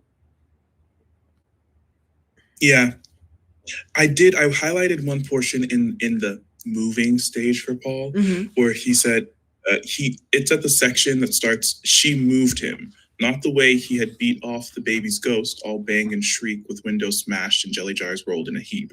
And a little bit after that, I highlighted, he stood expecting his back to fight it, but it didn't. Not a creak or a stiff joint anywhere. In fact, he felt refreshed. Some things are like that, he thought. Good sleep places, the base of certain trees here and there, a wharf, a bench, a rowboat once, a haystack usually, not always a bed, and here now a rocking chair, which was strange because in his experience, furniture was the worst place for a good sleep. And I was like, not too much on Paul D. Not too much on Paul D. The worst. Christina's not trying to hear it. She couldn't move past how bad the men are. truly doesn't have the bandwidth, Christina. Yeah. So. Thinking about, this is a man who's talking about, he's surprised that sleeping on furniture is nice because he's used to sleeping on a wharf, a bench, a rowboat, a haystack, anything but a bed. And he's all of a sudden, he's like, oh my God, this little furniture thing don't really, the ground is, I saw this and I do believe my empathy for Paul started about here. I was so tired. I do believe my empathy, I think it budded right around there where I was like, oh. When we were witnessing his chain gang, I was like, okay, you've been through it. But seek therapy. Like, why are you putting your traumas on these poor women? Everyone has been through it. So it's really tough for me to critique any character. Even Sethe, right? Sethe, who we can say, okay, this is trying to protect their child from the worst things that are to come. But we know Sethe is not the only mother who has had loss. Look at baby Shug's loss and her response to it.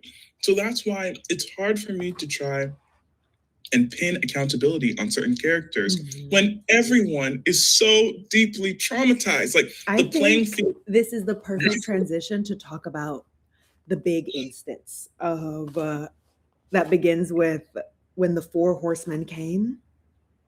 And I love that. Absolutely. No, take everything you're saying. Keep going.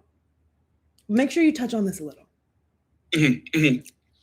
When the 4th horseman came, we're talking about school teacher and his pupils, right? And the instance of the big climax of finding out what happened with.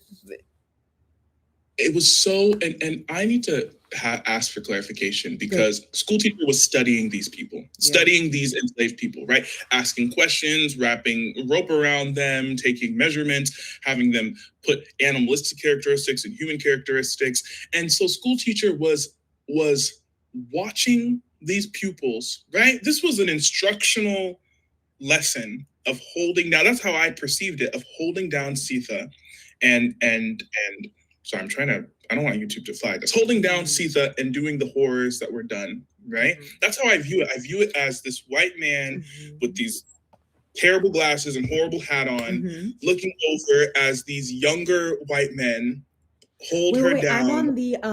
I'm on the finding out what happened to the baby. Oh, you mean the hacksaw? The like, we're inside 2 boys' blood in the sawdust. I'm sorry, you guys. I'm trying to not say things that YouTube would hate. Sorry. No. You've got the I was like, with the concept of who holds accountability, not seeing anybody as really doing wrong, finding out what Sethe did to our baby. That scene. Okay, yes, I see this one. I see exactly the quote. Inside 2 boys bled in the sawdust and dirt at the feet of a woman holding a blood-soaked child to her chest with one hand and an infant by the heels in the other. And so infant by the heels in the other, that's Denver, right? Yeah, we're just playing Denver. That's Denver. That's where I'm at, you guys. We're talking about like what's going on with getting that climactic scene, because I love that you're bringing up not having accountability and nobody is really to blame, and you have so much empathy and understanding with this one where we find out Sethe's big crime and what's going on. I said that Toni Morrison tonally writes this almost impartially. I didn't. Is this an awful scene? Yes. I didn't internally, and I don't think Morrison wrote it for me to condemn Sethe in any way. Thoughts, feels. 100% agree. Also, I think it would be, this might be me being judged to others. I actually think it would be wrong to try to condemn Sethe because I just don't see how you cannot understand her reasoning. Okay. Yeah, and correct me if I'm wrong. The school teacher is now entering this place of new refuge for Sethe. Right? She is immediately taken back to what she has just survived. And she's just like, not my baby. Not my baby. And Paul my- is like, this is what comes of having that thick love. Yeah. She's literally thinking to herself, I have to kill you or they'll kill you. Or you'll go through what I've gone through, or you'll experience what he does to us. Like you said, he is experimenting on them. He's testing them. He's measuring, looking, doing all of these things. And when she sees these 4 horsemen, I love that imagery. Way to do it, Morrison.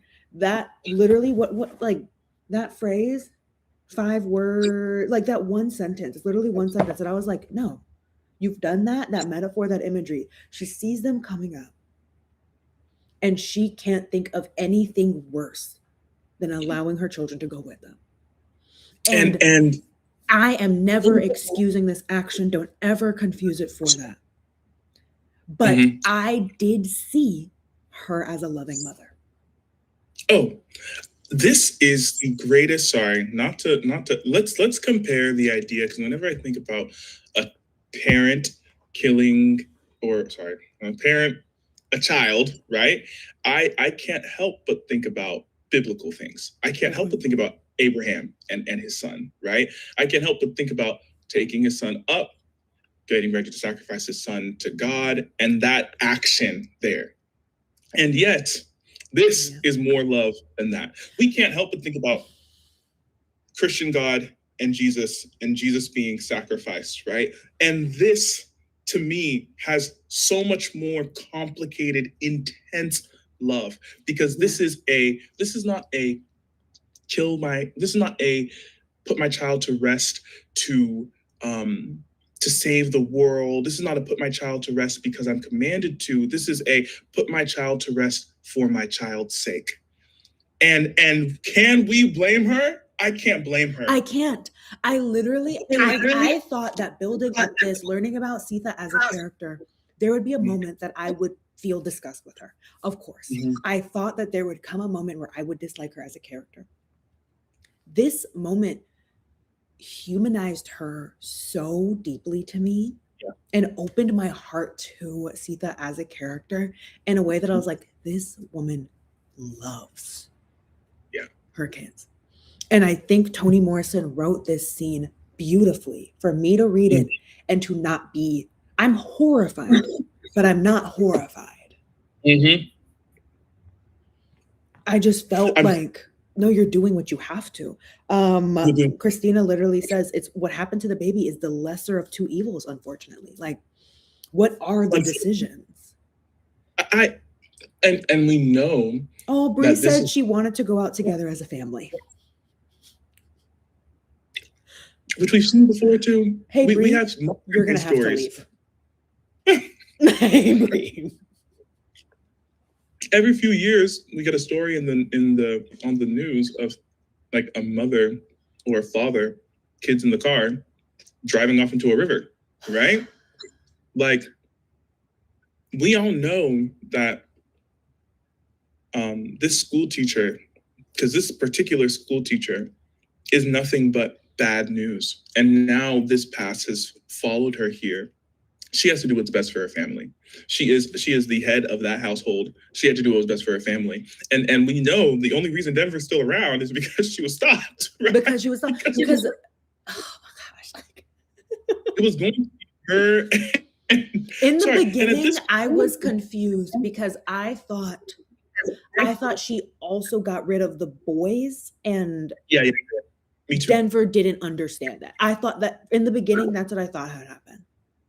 She wanted to. She was really going to. It was just for some reason, I guess it was Beloved who got the first, and it's random, but it's just whichever kid was closest. Yeah. And she would just make her line down and just be like, because she really thought the afterlife has to be better than this one.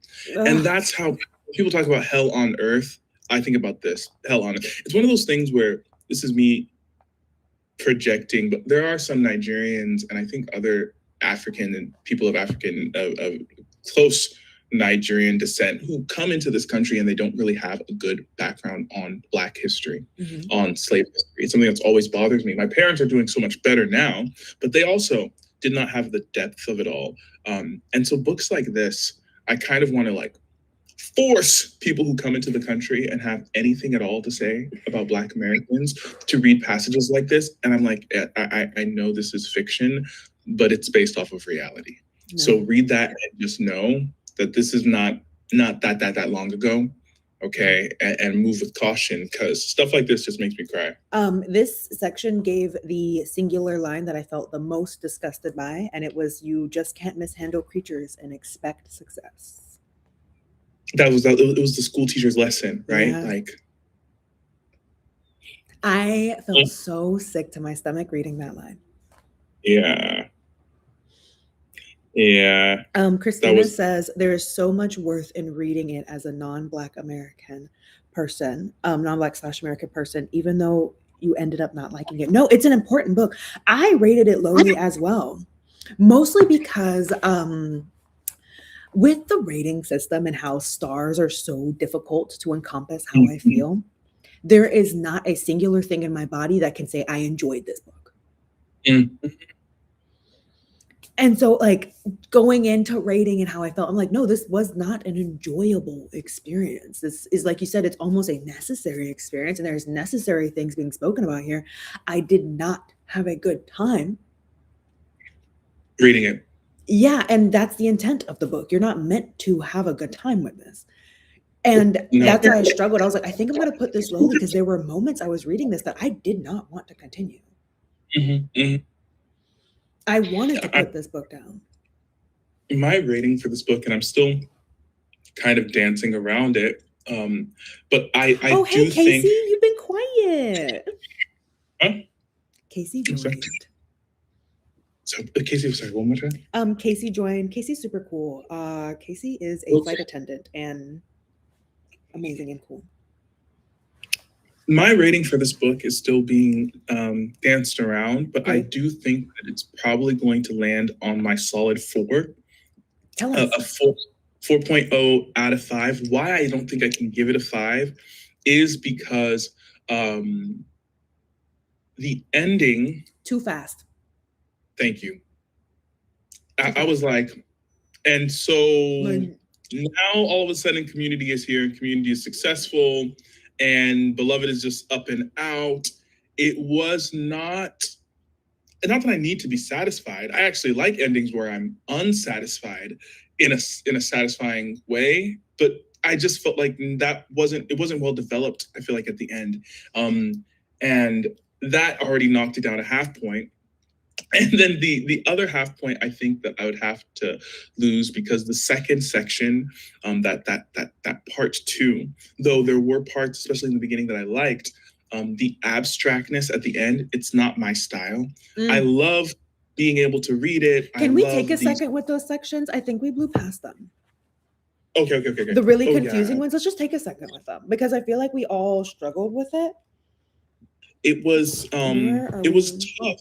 And I know that is her style, but it's just not mine. So I was like, I can't say that I loved this. Now, there were portions that I liked, like the beginning of each. Okay, wait, here. I'm trying to find where they started. Okay, where they started. Beloved, She My Daughter. Right, that's the first one. Beloved, She My Daughter, She Mine, C. And then like the next one is like Beloved Is My Sister. Yes. I swallowed her blood right along with my mother's milk. Yes. And then that last one, I Am Beloved, She Is Mine. Okay, let's take a second with these, because I think we as a collective were having a weird time with us. Thoughts, feels, picking it out. You started it, Captain. Let's go. All right. So I had highlighted Beloved, She My Daughter, She Mine, C. But later on in that paragraph, it says, how if I hadn't killed her, she would have died. And that is something I could not bear to happen to her. I need that printed out too. I want that on my thigh. You're like mapping out where the tattoos are gonna go. You're like, got a little arm piece, got a full back piece. The whole baby shugs on my back. Whole baby shugs on my back. But this was the line that I highlighted, and I took note, because I was like, she is so right. She is so right. Again, this is peak Sethe empathy. and sorrow right here. Even later on, she says, there was no nursing milk to call my own. Like, this is something who this woman, right? I think about oxytocin, and that's that hormone, right? That really bonds baby and mom and relaxes them both. And this was something that was supposed to be meant for beloved, taken by these sicko white people. And just how heartbreaking that is. This whole huge, dense paragraph. Even later, near the end of that section, I highlighted another part where she said, I have felt what it felt like, and nobody walking or stretched out is going to make you feel it too. Not you, not none of mine. And when I tell you you mine, I also mean I'm yours. I wouldn't draw breath without my children.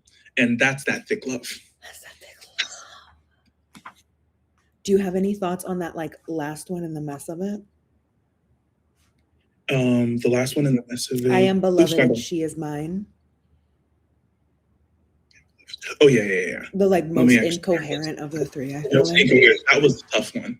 That was a tough one. But I do you feel like it was successful, or do you think like it was just Toni Morrison took it a step too far? I think it was successful. Okay. I saw this as a conversation of sorts, right? I did not think just one person, especially when it came out into the more wait. We need a fight. Okay. You don't think it's a conversation? I think it's a chorus.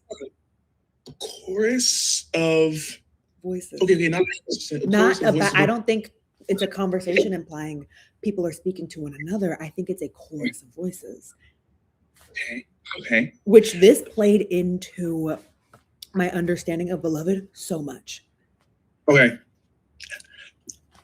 I do think this is where beloved became a real lovable character for me. Lovable as in like, this is truly beloved becoming a character I can understand because it's chaos here. Some parts of here I felt were chaos.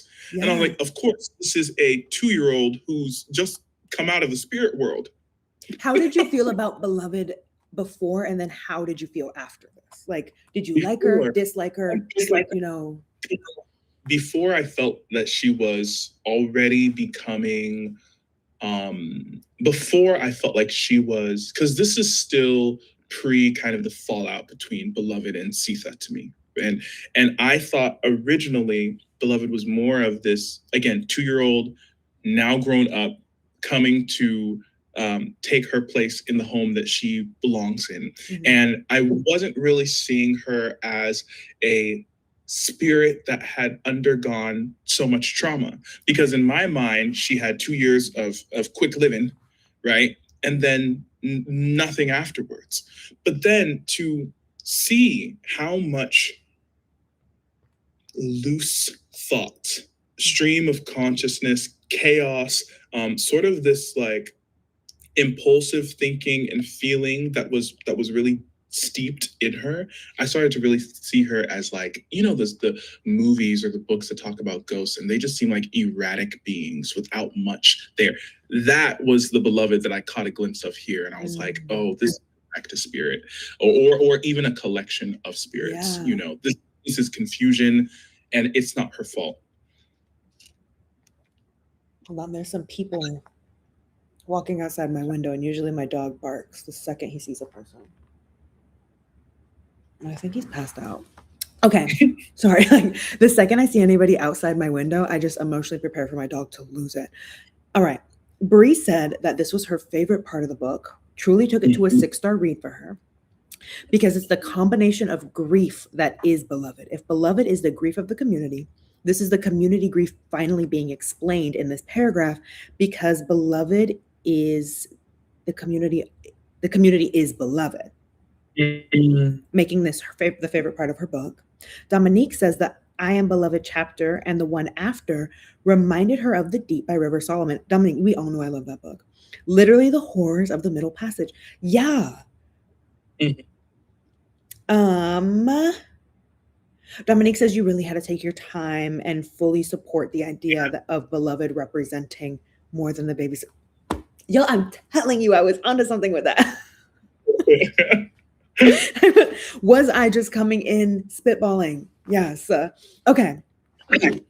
There's so much here. There's so much good here. She said you wouldn't hurt me. She hurt me. I will protect you. I want her face. Don't love her too much. I'm loving her too much. Watch out for her. She can give you dreams.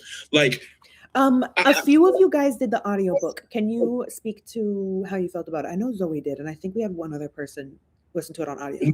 listening to this, were y'all like, is this a fever dream? No, literally. I know Zoe was like this, like without this period, they didn't pause. There were no pauses, I think what Zoe said.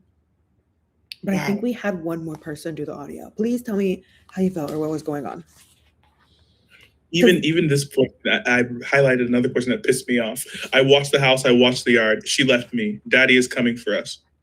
Mention Daddy one more time. I swear to God. One more time. He's busy. He's busy.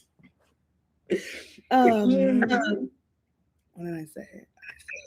Okay, Zoe said they edited out the pauses. It was a stream with no breath taken. And it felt sad and emotional. Dominique did it in audio. And she had to get used to the cadence, but she also had the text. And Core also. Okay, so a lot of us actually listened to this. I didn't audiobook it. Core says that Toni Morrison does a version. Really? I have to listen to that in her voice. Casey said that Toni Morrison reads it. Okay. Okay. I will say this book did make me also feel like, oh, okay, Beloved is also sort of maybe an antagonist, because at some of the end of that stream. Let's just also get to the whole end of the book as well. Like everything you're saying, I think. Yeah. Get into it. I was about to, because she starts here. You are my face. I am you. Why did you leave me? Who am you? I will never leave you again. Don't ever leave me again. You will never leave me again. Like I was like, ooh, I loved you. You hurt me. You came back to me. You left me. Like, I was like, ooh, it's become a little toxic. This relationship is already going it's a little toxic. And then the end, that's why I think that in the end, everything collapsing on itself. I think that's quickly. A perfect way of, yes. Yeah. That's a perfect way of expressing it. And I felt like maybe if we're going into that section 3, I do appreciate it being. I do think the subject of section 3 was Denver. I don't think that we got too much Denver screen time. I don't think Denver was really the main portion. I think we had a lot of Beloved, Paul D's, Sethe, but in section 3, this why do was you Denver. think that? Because Denver is the one who woke up, like literally in the first portion of section 3, it says 124 was quiet. Denver, who thought she knew all about silence, was surprised to learn hunger could do that. Quiet you down and wear you out. Neither Sethe nor Beloved knew or cared about it one way or another. They were too busy rationing their strength to fight each other. And I was like, oh. Why do you think we finally got her even? Like, why do we think... That's a good question. But I think it has to be, there needed to be someone, right? Not all three of these women in this house could descend into the chaos or madness. And Denver is now the most separated, right? Paul D came and was like, oh, I can't be here. Clearly, these 3 don't give a damn about me, right? And then once Sethe was like, this is my baby girl.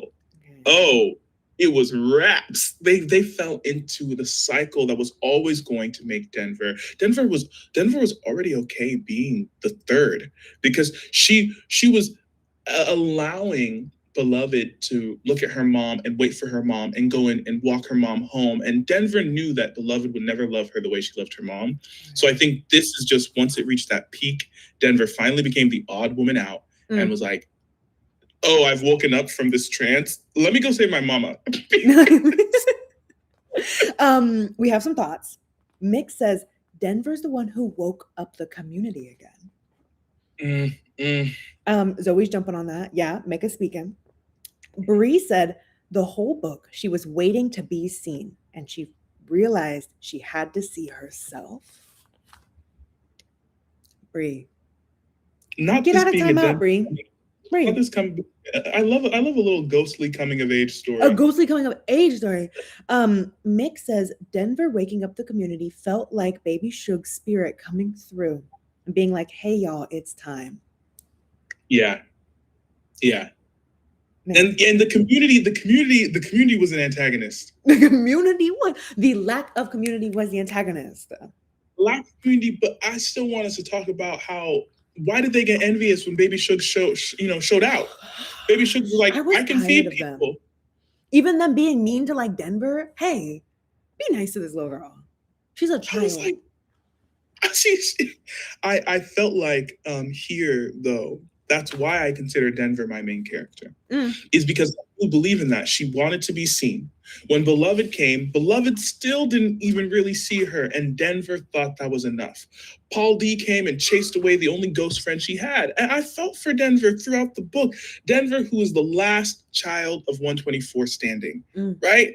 Denver is my main character. Has to be. Beloved is mine. I really think Beloved is that central figure of the story. I feel like the concept of community grief and histories in the past is what this story is about. And then we just so happen to have characters interacting with that. I feel like there is an element where, like you said, I think you said earlier, this concept of like grief and all of that is a character in itself. This house is a character. There's an element that we have some anthropomorphized bits and bobs occurring. And I think to the degree that that is my main character. I think that I think the humans in this story are pieces within, of course, but I don't think they're my main characters. They're and I do, as you're saying that, I consider Denver to be a seed planted, right? And a product of her environment. But also, thank goodness for things like Baby Shoulds, because I believe there was a portion in this third part where we always hear about Baby Shugs in relation to Sethe and Sethe remembering things that Baby Shugs did or said. But I believe Denver had her own anecdote here of Baby Shugs telling her also to lay it all down or something like that. And I'm looking for that portion. Emily agrees with you that Denver is the main character. Christina's saying at this point, 124 might be the main character. That's what I'm saying. Justice to 124. That home deserves justice to 124. Only person that isn't up for the vote of main character is Hallie. I gotta say it. Oh, please. I was like, who? Butterboy? Butterboy? Out my book. Oh my Bree goodness. said 124 went through it. 124 went through it. 124 went through it. Got beat up in chapter 1.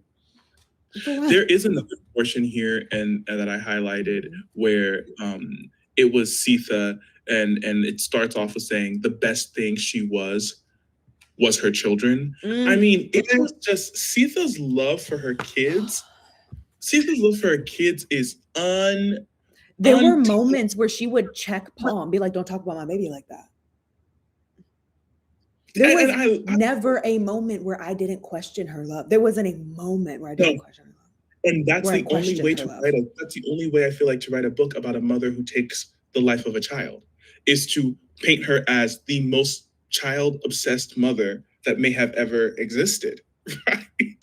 And she had that in that portion. She said, and nobody on this earth would list her daughter's characteristics on the animal side of paper. No, oh no. Maybe Baby should worry about it, live with the likelihood of it. Sethe had refused and refused still. I think this ending was, like you said, like we all agree, deeply rushed. But there were still moments in this rushed ending that hit. Yeah. It was rushed, not without bars. Not with the bars. Toni Morrison was spitting the whole time. That's what I'm saying. And it was, I think, also the how do I even say, what do you call the exorcism, if you will, of Beloved at the end. Say it. One, I thought it was confusing because I was like, okay, so Sethe tried to kill Mr. What is it, Bodwin? That guy that she imagined was the school teacher. Right? Yeah. And everybody had to pull her off of him. And then they were like, we saw Beloved, and then we didn't see Beloved. Mm-hmm. I don't know. Maybe it's the fantasy in me that wanted like a strike of lightning and 124 to burn around. But here's the thing. You remember earlier in the story where they brought up there was some house with some random guy dead in it, and a girl had run away or something like that? So that's who I thought Beloved was. Maybe she had possessed that book. I literally think it's just this representation of like grief and evil that just hops around. Stop. That's a good one. Because I was confused. Mick says the movie has Oprah. You went to sleep. You guys, Shiko was over here like, I'm gonna read the book, I'm gonna watch the movie, I'm gonna do all this, and then texted me in the morning on some. So I went to bed. I was so tired.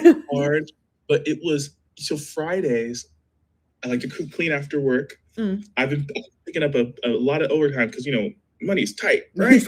And in this economy, did you see gas? I was like, no, exactly. Gas being almost $6. Let me get my butt to work. Let me just stay here. Let me not drive home. I came back and I was so excited because I poured myself a little drink. I had the music up. I was reading. I was getting into it. I'm gonna finish this book tonight. Then right after I finish this book, I'm gonna watch the movie. I don't care if it's a little late night, no problem. I don't know when it was, but let's just say I didn't last too long. Next thing I know, I'm sprawled out on the couch, and I wake up. I'm like, move over to the bed. So disappointed in myself. When you said that you were like, I'm gonna read and I'm gonna watch a movie, I just started taking notes. I was like, I need to be prepared because I don't know what he's on right now. But I can't show up unprepared this time. I was so prepared to stay up and to watch the movie that I poured myself a cup of coffee and drank it, and I still fell asleep. Zoe, not you telling my business. Me and Zoe were up gossiping until like 3, just chatting. Because I didn't know how to use my computer. Oh my God. I do think that the whole concept at the end of the women coming together, and I think it was intentional that it was the women that were coming together, right? I didn't see it was the women and the men who came down to kneel down and to pray, right? I thought one of the notes that I took was I thought that because I feel as if these are the people in the community who could empathize most with Sethe and her plight, right? These women who may have also lost children, who have experienced similar traumas, right?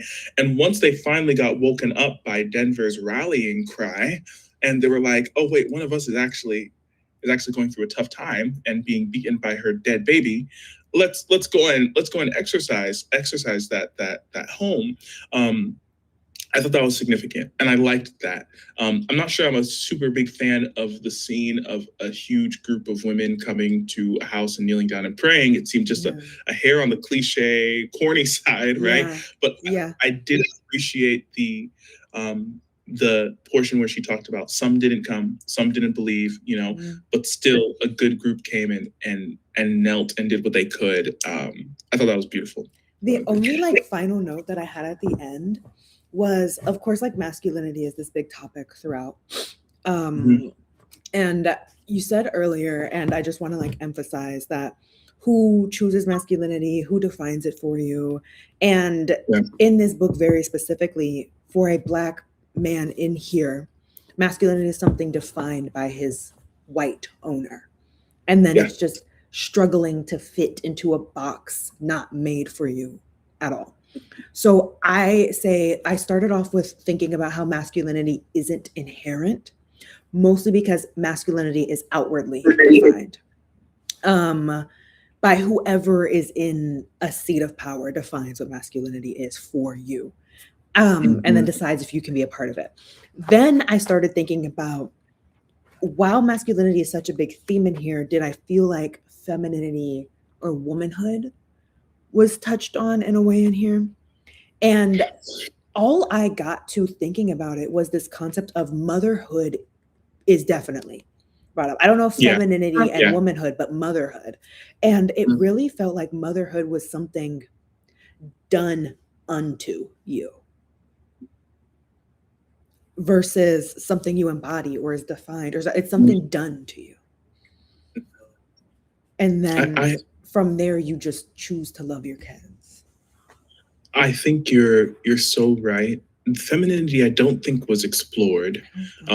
Motherhood was explored. Motherhood was explored, and then we got to even see motherly figure. It reminds me of Mrs. Garner. Mrs. Garner, who Sethe, Sethe well, who had seen her making the wedding dress. Hold on, I lost some. I couldn't hear you for a sentence there. I lost you for a second. Mrs. Garner, who I think Sethe sees a little bit as a motherly figure, along with Baby Shugs, because Mrs. Garner knew she was taking fabric to make the wedding dress, gave her the crystal earrings, right? Was telling her like she hopes that they're happy together, her and Hallie, right? And I think of that as a motherly-ish figure. And then we have Baby Shugs, who is the iconic motherly figure, but also, of course, not too much on Baby Shugs, but let's just talk about the fact that nothing on Baby Shugs. Nothing on Baby Shugs, but the intensity of Baby Shugs' love for her kids, who she has lost, is not as strong as Sethe's intensity. Not to say that Baby Shugs is wrong. I don't want anybody to think that, right? We love her, but there is a difference, a big difference on how they view the loss of their children and the plight of their children. I mean, Baby Shugs doesn't even know what happened to Hallie. Paul D didn't tell Baby Shugs about what happened to Hallie. He wasn't there for that, right? So yet she's still moving on and moving forward, loving what she can. Baby Shugs is very much so in the present, and she's a mother to all, even not to her own kids, right? And then we have Sethe, who is the intense, passionate mother. I do think motherhood was so well explored in this book. Bria's in here speaking. Masculinity was a privilege and motherhood was a symptom. That's why I say it's a parasite. Babies are parasites. That's what Christina said. Like, comparing what Beloved was represented as the end as her being swollen like a tick. Motherhood is this it's a parasite. Beloved being a manifestation of grief and feeding on sorrow. Motherhood is parasitical. And we didn't even say the terms like postpartum depression, postpartum psychosis. Right, but there's prepartum depression. The idea of let's just tie it back to Paul wanting to get this woman pregnant. Get this woman pregnant. Can you imagine? And Sethe rejected it though. What I love is that she was like, she knew she was building a case against him, and I was like, thank God. If it were anything else, that would have been an immediate. I would have shut the book down. I was gonna hate the character. See, if Toni had said and Sethe was ready to be baby mama to Paul D's, thank goodness. And it shows that like Sethe holds so much love for her kids and for children and for being that mother, but that doesn't mean she has to continue making kids to be that. She really.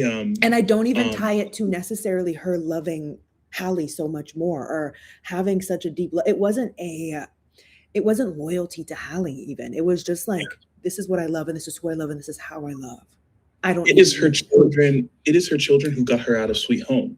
The thought of her children got her out of, she's like, I have milk for my kids who have already crossed to the other side. I have milk for my kids who have already in Ohio. I can't die here in this white lady's arms. Like, I have to go back and make it to my children. Sethe is. Christina says that was the horror of it. Women can be free of slavery, but still shackled by men and motherhood. Dominique says, and then motherhood is something to demonize when someone like Sethe's act is committed. Yeah. And Emily said that she really liked it when he left, and Sethe was like, "Oh, sweet, he thinks he can spare me pain." I also think that it's Yeah. crazy how she was ostracized. Sorry, I keep bringing it up. Bring it up. We've hit the end. This is just the moment for you to just say anything that's still on your chest. You know, You're like, I'm like, let me. There's so much stigma against mental health, anyways, right? The idea that there's stigma towards postpartum depression, which I'm not saying this is postpartum depression. This is something. I'm not saying this is specifically postpartum depression, but I think about like some people who I've seen who have prescribed antidepressants, who are victims, who are months out of postpartum depression, and they have gotten very disturbing tips and tricks from family members when they're sobbing after they've had their kid and they don't know what to do. And they will confide and say, like, I have thought about putting myself to rest.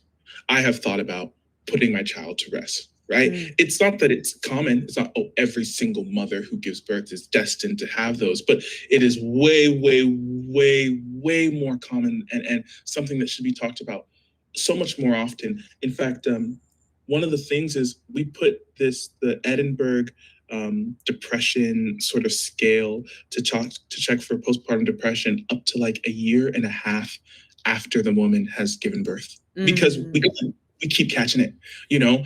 And this is somebody who on top of having her kid escape with her other children is currently pregnant and is also trying to escape slavery, like the heap on heap of the horror.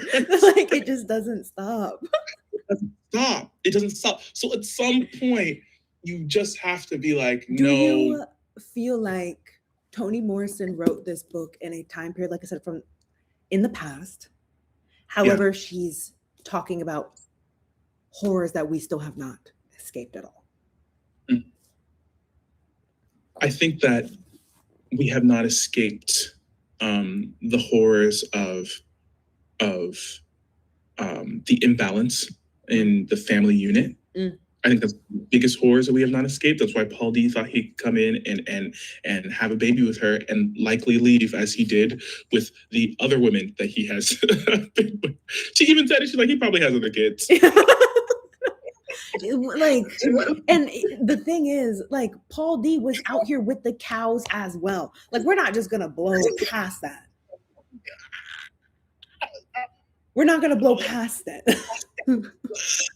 He and she knows too. Oh, sorry, it's too much. I don't care.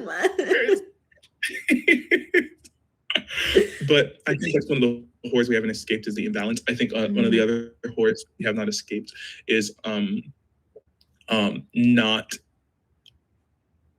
everybody having the privilege of having a community, right?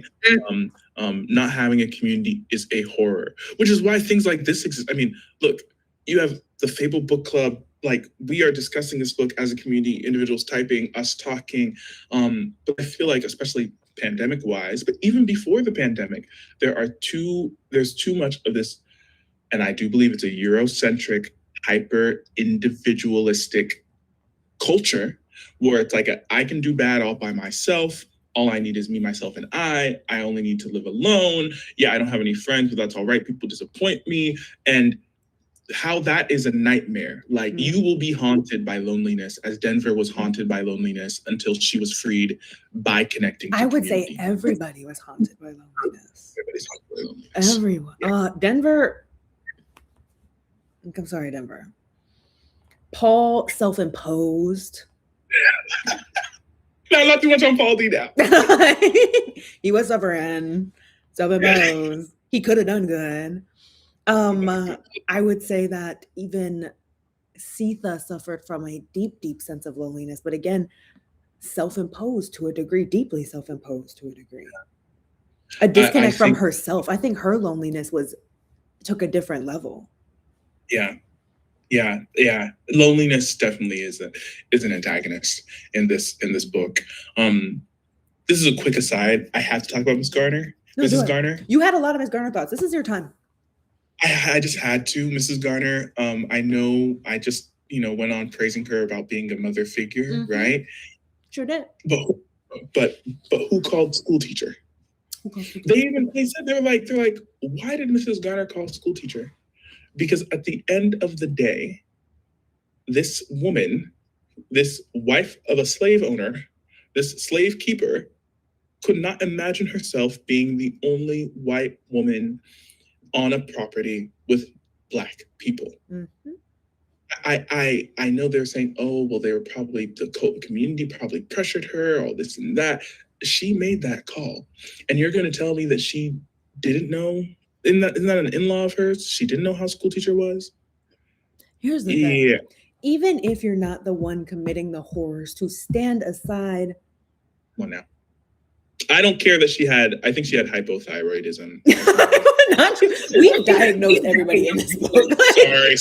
I couldn't help it. I was like, that photo should have been removed years ago. Been out of here. So we're talking about fatigue, and I was like, yeah, hypothyroid for sure. She needs that thing removed and be it's put her on last something. Drink some water. She couldn't even drink it. It was compressing her. She was in pain, swallowing. Anyways, but she is in fact somebody who I thought Sethe should have, within her reflection, had a little bit more of a negative energy towards, because only one person called school teacher, and that's Mrs. Garner. And that's the person you said was a mother figure. Interesting. She was. To Sethe, she was kind of a mother-ish figure. And how do you define mother figure? For me, I think I define it the way society has defined it, right? Okay. I don't believe in the mother or father figure. I believe in parental figure, which is to protect something that is vulnerable. I think that is the primary concept of humans all should protect the vulnerable. I think we should have that secular humanitarian view. But when we talk about parental figure, like for instance, me, I get called motherly all the time, right? My patients' kids will call me. I see kids too. They'll be like, "You're so motherly." I've seen nothing but violence during this chat. I know. But then again, especially culturally, I've had people tell me that I behave like a Nigerian mother, like an Igbo mother, because that is a little violence in the core. Right?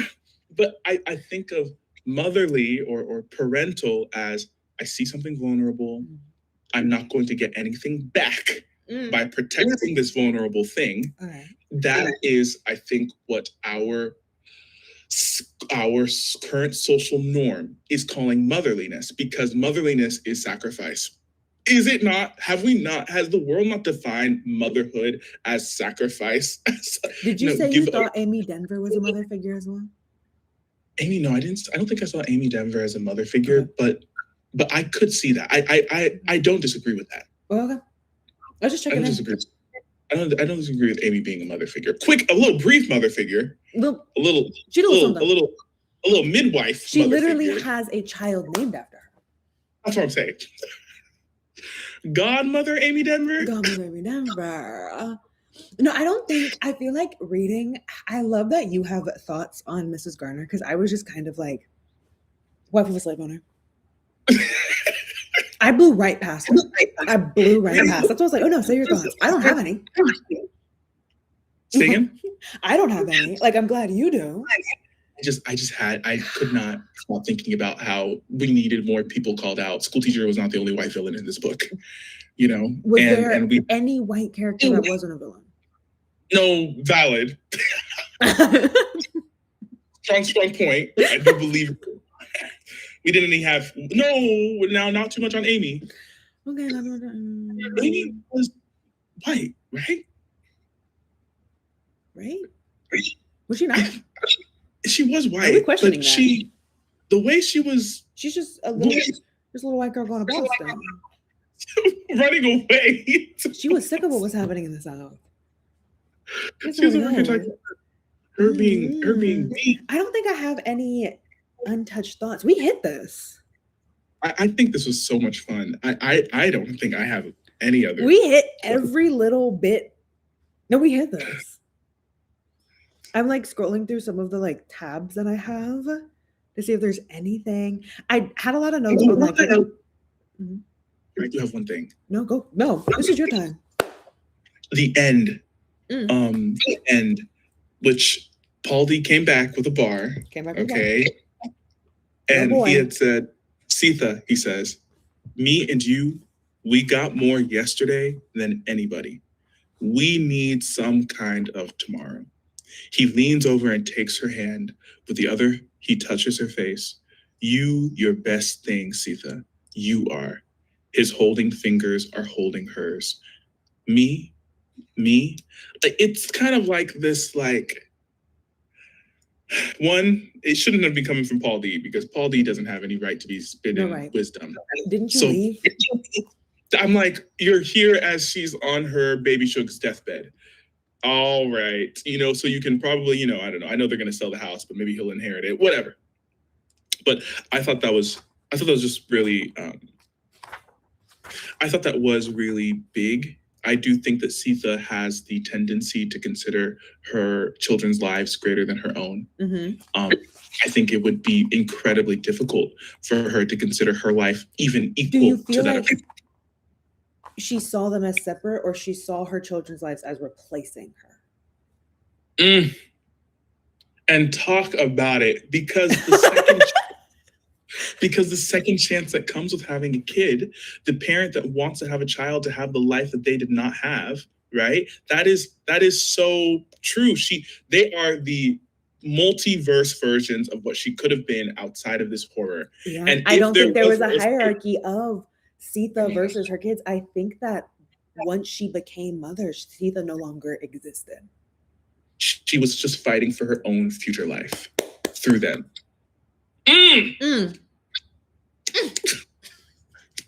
That's my last bit. That's all I have. Did anybody have anything small that we maybe hit? Anything you wanted us to hit before we leave? We've been here 2.5 hours. Are you kidding? What time is it? It's 12:36. Wow. This was good. And this is why we need book community. What? Is your book club, you have a book club, is it accessible to the peeps? So I don't have Fable. I don't use technology. I will, I think, but this is an in-person book club. If anybody is in the Bay Area, California, and you're looking to join the Turtle Tales book club, let me know. I meet 4 times a year because I have horrible bandwidth for anything more than that. So if you're in the Bay Area, I do think in the future with TikTok and YouTube that I'm new to this content journey, y'all. So I do think in the future I'm going to be doing things like Fable and having something like this. Please do. I really think it's fun. This is so much fun. You've got a couple of followers already. Me. Yes. I think it'd be so fun. So I'm going to explore it. Is anybody in the Bay Area? Anybody shout out, call out if you're in the Bay Area. You're in the Bay Area. If you're near Oakland, I'm here. Okay. Doing a little book club. Chain Gang All Stars is the next one. Chain Gang All Stars is the next book. We do 4 themes. The first genre theme was like anything about love. So we did Jamaica Road by Lisa Smith. Now we're doing something speculative fiction, science fiction, fantasy-esque, which is Chain Gang All Stars.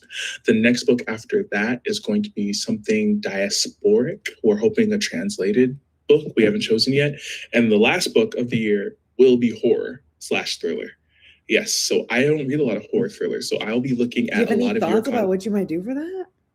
None, not a drop. Okay, no, not a drop. Not a drop. Some people have told me they don't want... I told them, I was like, I'm looking for something that keeps me up at night. I'm looking to have insomnia and night terrors. Why else would I be reading? Are you good? You're like, let's all have the worst time ever. The way that Bree just asked if the next book on this book club would be fun. Hey, Bree, I was literally thinking about opening up our Fable for 2 weeks to like a silly little smut or something. I gotta be honest. The cleanse, palate cleanser. So much. No, real life. We just read Tender is the Flesh, The Prophets. Oh.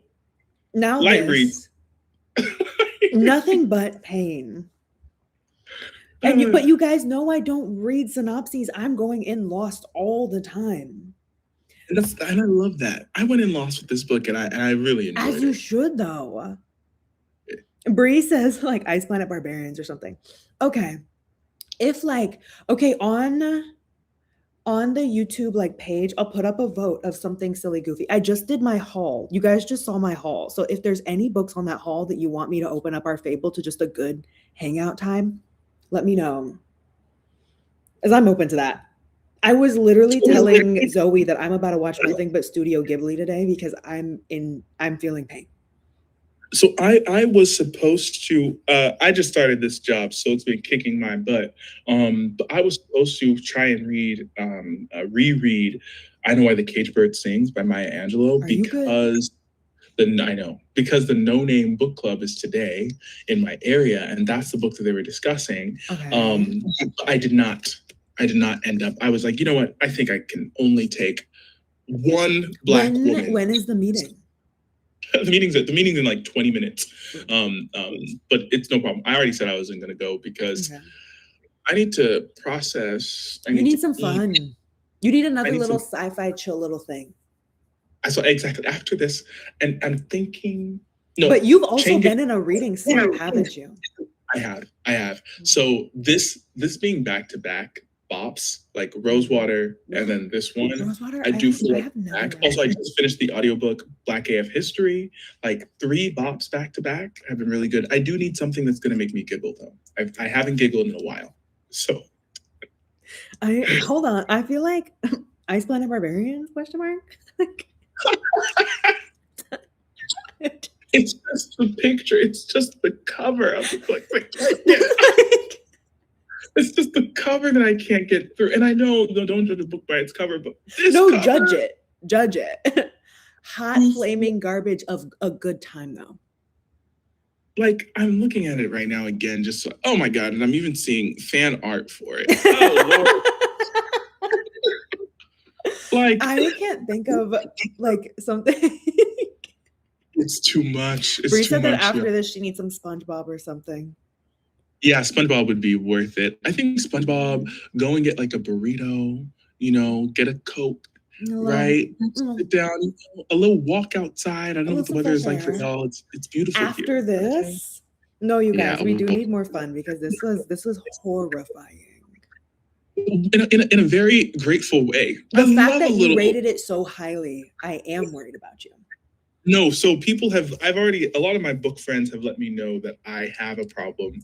If it doesn't have tragedy, it's very tough for me to enjoy the book.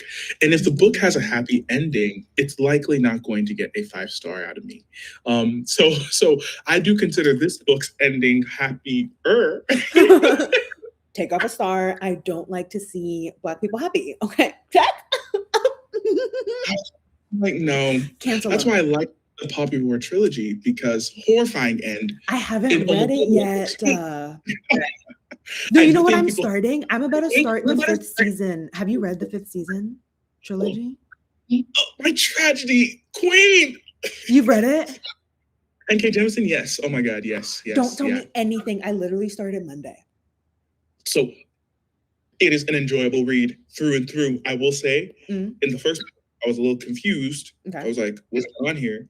But then when it hits, you're like, and this is one of the greatest things that's ever been written. She earned each of her Hugo Awards for all 3 books. Mick is saying that they need to read Poppy War at some point.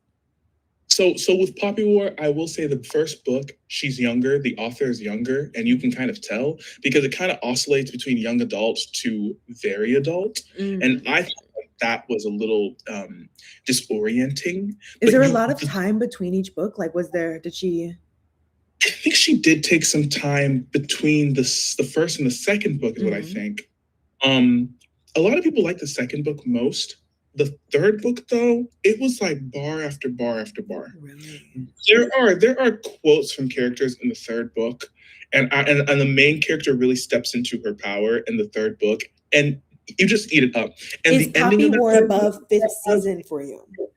So, if I were to rank my 3 fantasy current 3 fantasy trilogy gods, do it. We got fifth season, the Green Bone Saga, Okay. and the Poppy War trilogy. In that order.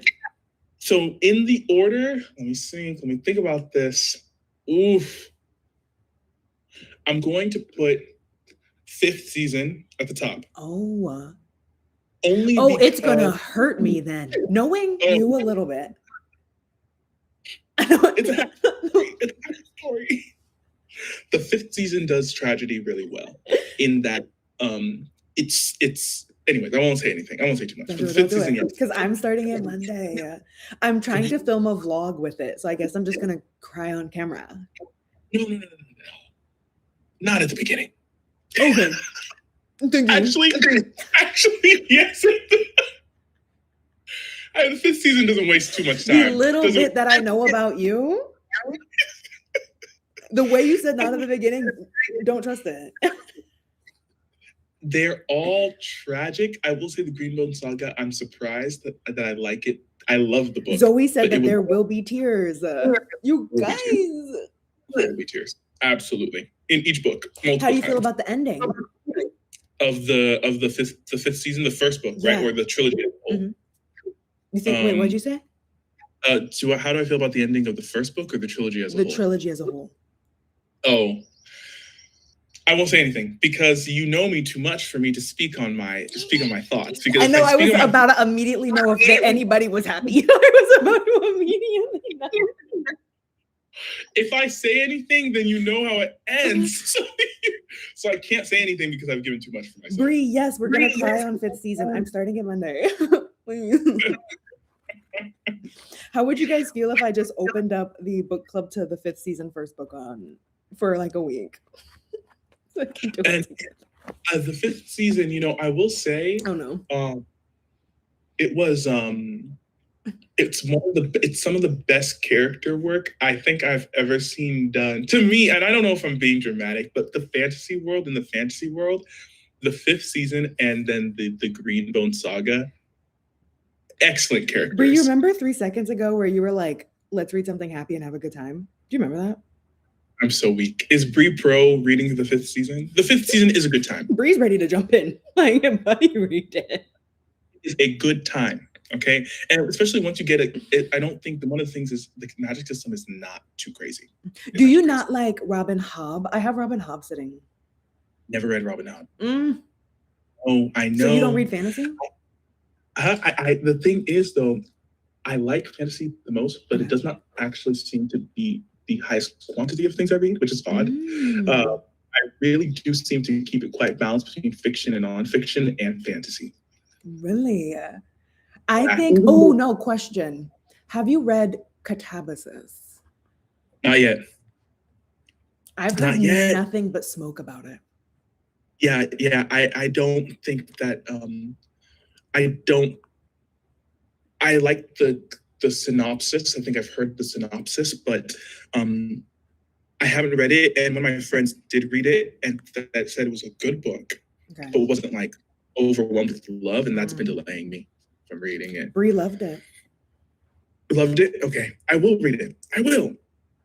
5 There's stars. too many books in the world, There's too many books. There's literally, I'm looking at all the books that I own and I'm like overwhelmed. It's overwhelming.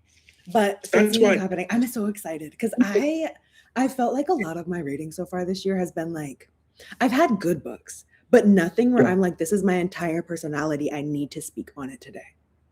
Like I can say like, this was well written. This was a good book, but nothing that I'm like, this is my special interest now. Mm-hmm. I will say when I read the Green Bone Saga by Fong, I haven't done that one yet either. I was obsessed. It was a fever. It possessed. I don't think I've ever read books back to back like that before. I like to go on walks and read, and my family would be messaging me being like, "It's been 2.5 hours," and you're like, "Let a man work." I was like, "Can I not take some time for myself?" Damn. Masculinity is split. It was the first time that I started to look at Amazon for bathtub book table because I was just like, showers will prevent me from reading and I'm taking baths because I need to sit. can I prop it up to continue? It possessed me. Let's just say that. Beloved level possessed was the Greenbone Saga. Oh, Emily is saying, oh yeah, you got to read Greenbone Saga all together. It's too good to wait. And I can't imagine the people who picked up the first book and knew that the second one wasn't written. Those are our true soldiers. The way that I've stopped reading series that I have to wait for, I've just stopped that. Like, everybody was so turned up about The Will of the Many. Oh, yeah. I'm not doing it until the last one comes out. You won't convince me to start that book until they're done. And the same with me and Casey were talking about what is it? The one with Gideon the Ninth. Oh yes. I haven't read that one, but it's not done. I didn't know it wasn't done. There's one more. Because apparently that last one is on a hiatus. Wow. Like the last one isn't done and we don't know when it's gonna be done. I made the mistake of reading The Rage of Dragons and the second book by Evan Winter. And I pulled some of my friends in. One of my friends, he read the book, got his dad to read both books, and his mom is now in the middle of the first book. They have a family book club between the three of them. And all of them are like, so when is the third book coming out? Because this is ridiculous. And I've heard that Evan Winter, I think, is having going through some family stuff right now. And I'm like, can family wait? Pack up your feelings, okay? Set them to the side. I'm saying, put somebody on. I How don't about know. You put grow up for a second. I don't want to be rude. But can we think about me? You should email him right now. I'm like, I know you might be having a difficult time, but I'm having a difficult time not knowing how this. Okay, Hallie, is that Hallie? They're struggling, but I hurt more. I hurt more. I know that you've been strapped down to the floor by random white men, but I saw you. Bree just said, just put the 5th season on my Kindle. I'm ready to cry again. Bree, stop. Why is Bree so quick? Put it down. The tears haven't even dried. Bree's like reading it like.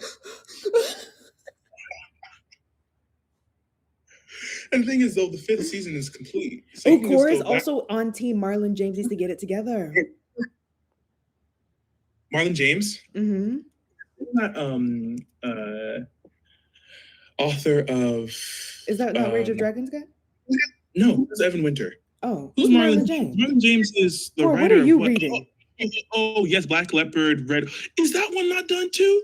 All these years? That's been on my list to read. Don't tell me that one's not. Wait, what are we talking about? What did Marlon James do? It's another fantasy called Red. What is it called? Black Leopard. I can see that cover in my head. Exactly. Black Leopard, Red Wolf. Shut up. That one's not done. Gore. 2019 it was started. We're getting into the 7-8 years. What were you doing during COVID? I'm saying all 3 are done. You were at home. Write a book. You were at home. Give me the pen. No. Dark Star Trilogy #1. Christina, okay, so there is no reason for us to ever talk about Game of Thrones. I haven't read it. My brother. It's never gonna be done. Don't do it. It's how many books though? It's like 9, right? Something like that. No. Right? What's happening? I have how many? 5 books. 5. Serious? I literally okay, Christina. So I was in the middle of the second book, and mind you, I haven't heard any spoilers yet. And people kept saying, like, just wait till you get to the Red Death, wait till you get to the Red Death. But I stopped reading when I found out he was never going to finish the series. The series isn't done? It's not. I think it's one last book. And there was at one point where he was like, this last book is about to be like 2,000 pages. And now he's out here making TV shows. I'm just so sorry. We need to start penalizing authors who don't finish their work. What if a surgeon walked out and said, no, I'm not going to close Christina, I swear he got his bag and he doesn't care anymore. He doesn't care. He Why doesn't. would he? He's too? making TV money now. He's making TV money. They literally made a spin-off again. This is. There is an orthopedic surgeon right now who's becoming a little famous because he's been a surgeon attending for 6 months and is quitting his job, surgerizing to do content creation full time. That's the equivalent of what I'm thinking about right now with George Martin. No offense to content creation. So you stop saving lives. That's what I'm saying. No, it's okay because everyone needs to do what's best. Like, I'm not for them. mad, get that bag, but my grandma needs a hip replacement. So Bree said someone needs to misery him. Bree, we've hit a point that I'm so worried about you. Misery himself. Like, that sounds more violent than Wait, you don't read horror. Oh, misery him mean. So that's a Stephen King book. And there's a woman who like loves an author, kidnaps him, straps him down, tortures him. And is it like she wants him to write another book or something? Oh, pro-misering him. I have a list of people to be miseried. Let's Could make you them chill out? I'm sorry. You're like, there's a verb for this? I'd be like, okay, it's all right. Evan Winter, misery him. It's like in his TikTok. Let me stop before the police come with a cease and desist letter or something to me. Here's my thing. There are so many authors that are just creating stuff at this point. Like what's going on with the what's the author Sarah J. Maas. She's written like 20 books for that series or something. And everybody's like, oh, she's coming out with another one. And I'm like, could we please focus on the people not doing their jobs? And that's what I'm saying. That book's been bled out. I'm so sorry. 20 books couldn't convince me. And one of my favorite book talk buddies who I'm going to shout out here. Hey, Jazzy. Sorry, this is a child of somebody who I work with who's really big on books. I'm going to send her, whenever this YouTube video is out, I'm going to send it to her. That way she knows I'm shouting her out. You better send her 3.5 hours of video. I'm going to be like, skip to hour 4 hour and 32 minutes. Skip that. And day 2. I had asked her, and she was like, oh no, she's 6. This is a 16-year-old. And she was like, I'm going to get through the first book. And I, not to say that I can't read it, so I can't talk about if it's a good book or not, but I do try her opinion, right? In the honesty that only a 16-year-old is able to really produce, right? Yeah, they'll cut you down. So I knew that it wasn't going to be for me, minus the author controversy. Here's my thing. Like, are we not going to talk about the controversy of a Harry Potter TV show coming out? Oh, and I never read Harry Potter. Ooh, I read it at the time. At the time, I didn't read it because I wasn't allowed to. Oh. Right, demonic and magical. Oh yeah. And I never picked it up since. But with the TV show coming out, I'm hearing a lot of discourse about it. Will I watch that TV show? Probably not. But I know a lot of people are very vested, but these people don't care. My thing is it just the same thing that's already been hashed out? It's just some money, like the producers and the writers of We've these got shows. Sarah J. Maas is about to get a TV show. I think they said that she's getting a TV show. It's not art. Like, shows like this are not art. They're just like, we know people are going to watch it simply because of nostalgia. So let's collect. Oh, Mick also wasn't allowed to read it. Oh, Mick. Me and you. let's I don't know if I won't start it now, but like, I feel so lost when people are like, I'm a Slytherin, and I'm like, okay. Cool. Okay. I feel like Ambassador needs a co-host to be a Christina, you want to do a hate read of SJM? Is that what I'm hearing? Christina. Oh, that's a real hater. That's crazy. Because if you really want to hate, Christina, step up. You're not a real hater unless you can experience. It's just like somebody that's like, oh, I hate okra. And you ask if they've ever eaten it and they say no. You are not a real hater if you have not attempted to consume. If you haven't attempted, Christina. So you have to. That's why I say I can't say too much about Sarah J. Maas. I haven't read any of her work. I haven't read any of it. They are too big for me to commit to any of that. Yeah, to hate read something that size is quite a task. And I do believe that's how I know I'm not at my full peak level of hate. You could do better. I could be better. And I have an affirmation in the morning that I say I'm always becoming We've got Christina Lore. Okay, Christina. She's read all her books. And so that means she enjoyed them to continue. Christina, come to the front. And don't this is a safe space, Christina. This is a safe space. It's okay if you were a different person back then, because I did give Verity by Colleen Hoover a 5-star at one point. I own 3 Colleen Hoover books. I own 3 of them. I bought them on a whim. I was like, sure, I'll read it. Never read it. Okay, no. Okay, Christina can hate. Christina knows stuff. No, I've read Colleen Hoover. I've read Sally Rooney just so I can hate. I've read Murakami just so I can hate. I commit to the hate sometimes. I really do think that it's time. It's been a while since I've done a hate read. Maybe you need that right now. I think that's what I need. But maybe, actually, I feel like you're risking another slump. Say again? I feel like you're risking another slump. Because it could just be so bad. And I know what had started. I knew the beginning of my slump was that Toni Adeyemi's 3rd book of The Children of Blood and Bone. And I know that I read that months ago, but I'm not. It still sits with you. It really sent me down that spiral, right? And I knew I had to, and I think that's also why I haven't read real fantasy since then. So I do blame that book, and I'm healing now. Okay. And that's right. I'm healing now. Did Toni Morrison heal you, or is this just happening in the world?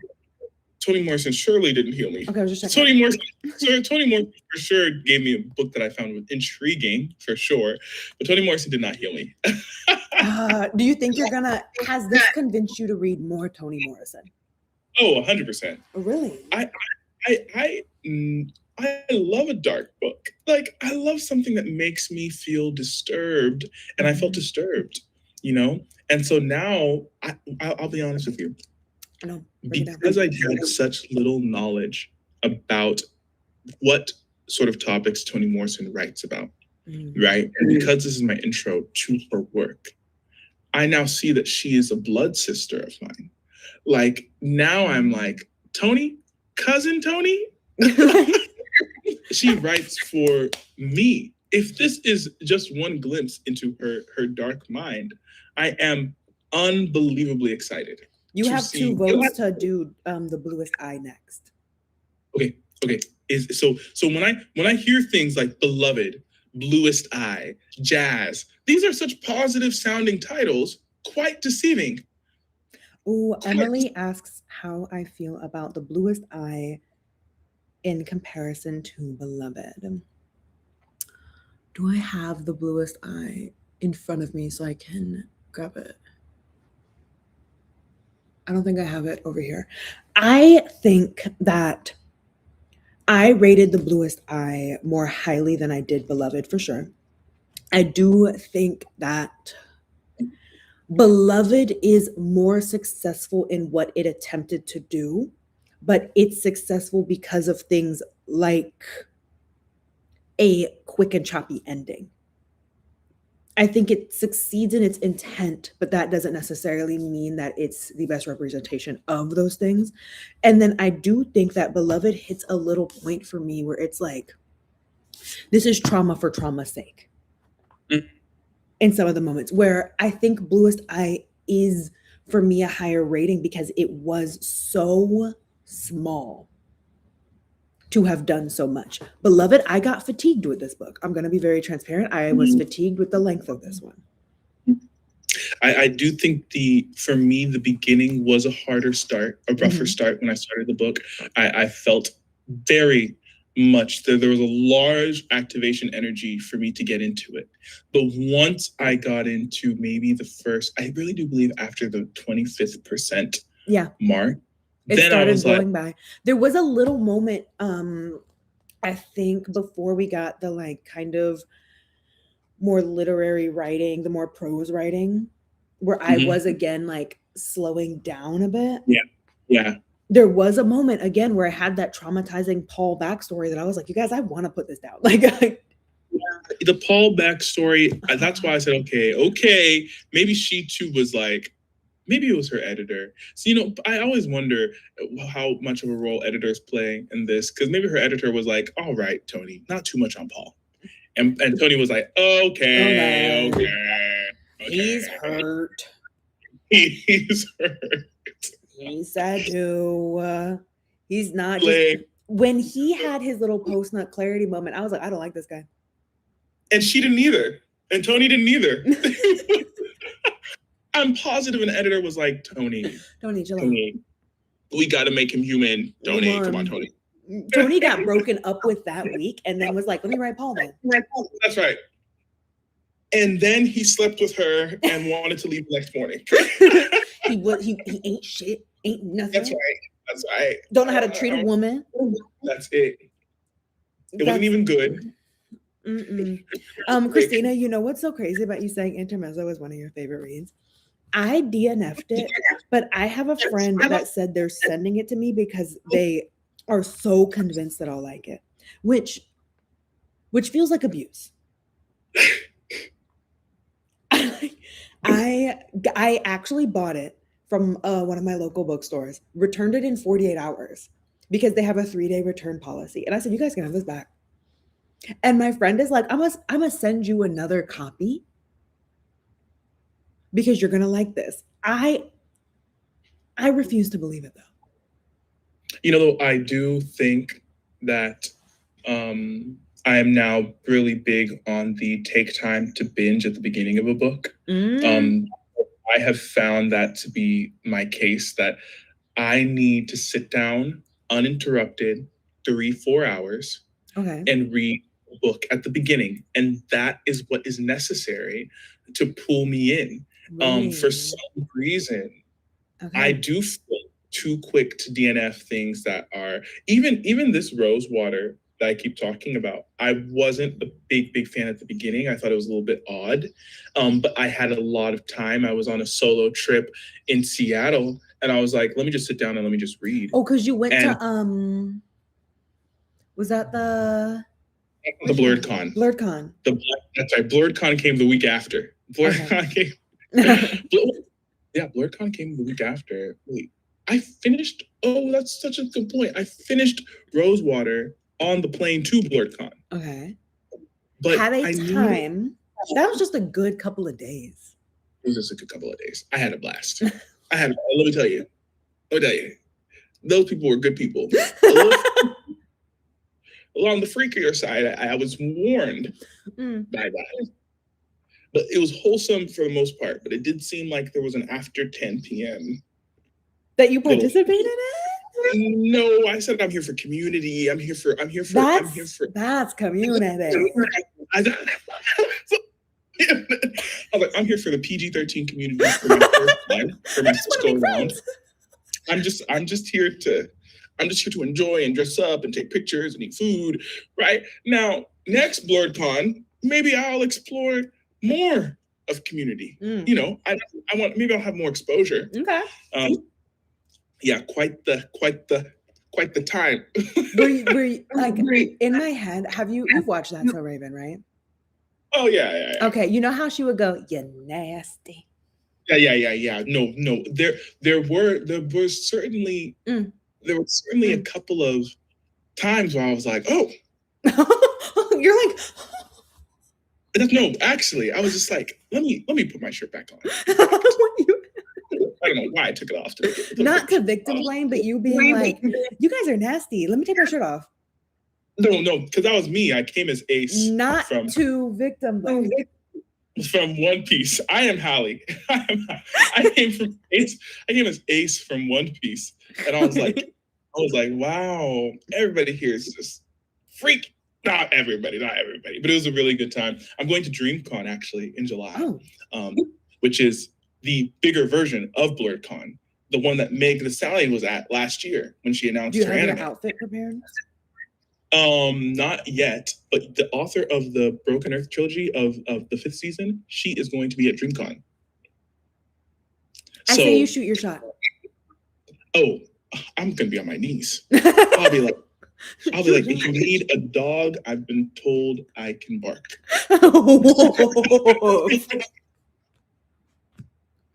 After hours, if you ever see this video, I want you to know I am incredibly domesticated. I have a background as a nanny. I can cook, clean, dog. I'm really good at. If you have cataracts, I could diagnose that for you. I'm telling you this right here, right now. Save yourself a visit. Okay. Whatever you need, NK Jemisin, I'm right here. I'm right here. I'm right here. I can be. I am your Paul D minus everything Paul D. Minus everything Paul D is. Literally, Christina thinks you're cool. Interesting. I don't know how you're just winning everybody over. It's my inability to shut up. I think that's really it's the fact that you know that what's coming from my mind was just placed there. Stockholm syndrome. Yeah. Thank you all. I think y'all are really cool. This was fun. I am clinically. I think it's lunchtime for me. Oh no, like my day is over. It's lunch. It's time for me to eat. I haven't eaten anything today. I haven't eaten. I have You had a little snack. Huh? You were snacking. We were talking about like trauma, and you were like, I had my salad. I was like, and then she died. Got up, made some tea. Y'all should have seen me back in my school days, all of my schooling days. My classmates would know I had this big old chest of food, and I just pop it right there, open it on up, and I'd share. People would be all around me. I'd be like, I got eggs. I got chips. I have Nigerian loft rice in the corner. I had like my own personal pickled cucumbers. It was just a meal every day. So I best discussions with food. Maybe if he didn't hate it here, I can convince him to come back for a later book. Maybe if he didn't hate us. Oh, I don't hate y'all. Wait, put another book in the future. Y'all let me know. Because I do Summerween. Summerween in July and August. So that's only horror. And I need something that makes me, I am trying to, honestly, not gonna lie, and this might sound toxic, I want a book that makes me so scared I cry. Never mind, you're not invited. Because I can't handle scary. So maybe we'll see. Hopefully, if you enjoyed hanging out with us and you enjoyed book club, we can convince you to come back. This was great. Thank you also for hanging out. Thank you for letting me force you into this and then have no idea how to use my computer. Thank you for being an incredible Book Talk mutual. I cannot wait to follow your journey on YouTube and start my own. And thank you for inviting me into this book space. I know it's always a risk inviting an XY chromosome member into certain spaces. Maybe I did it on purpose. Maybe I knew that we were going to have some ain't shit. That's right.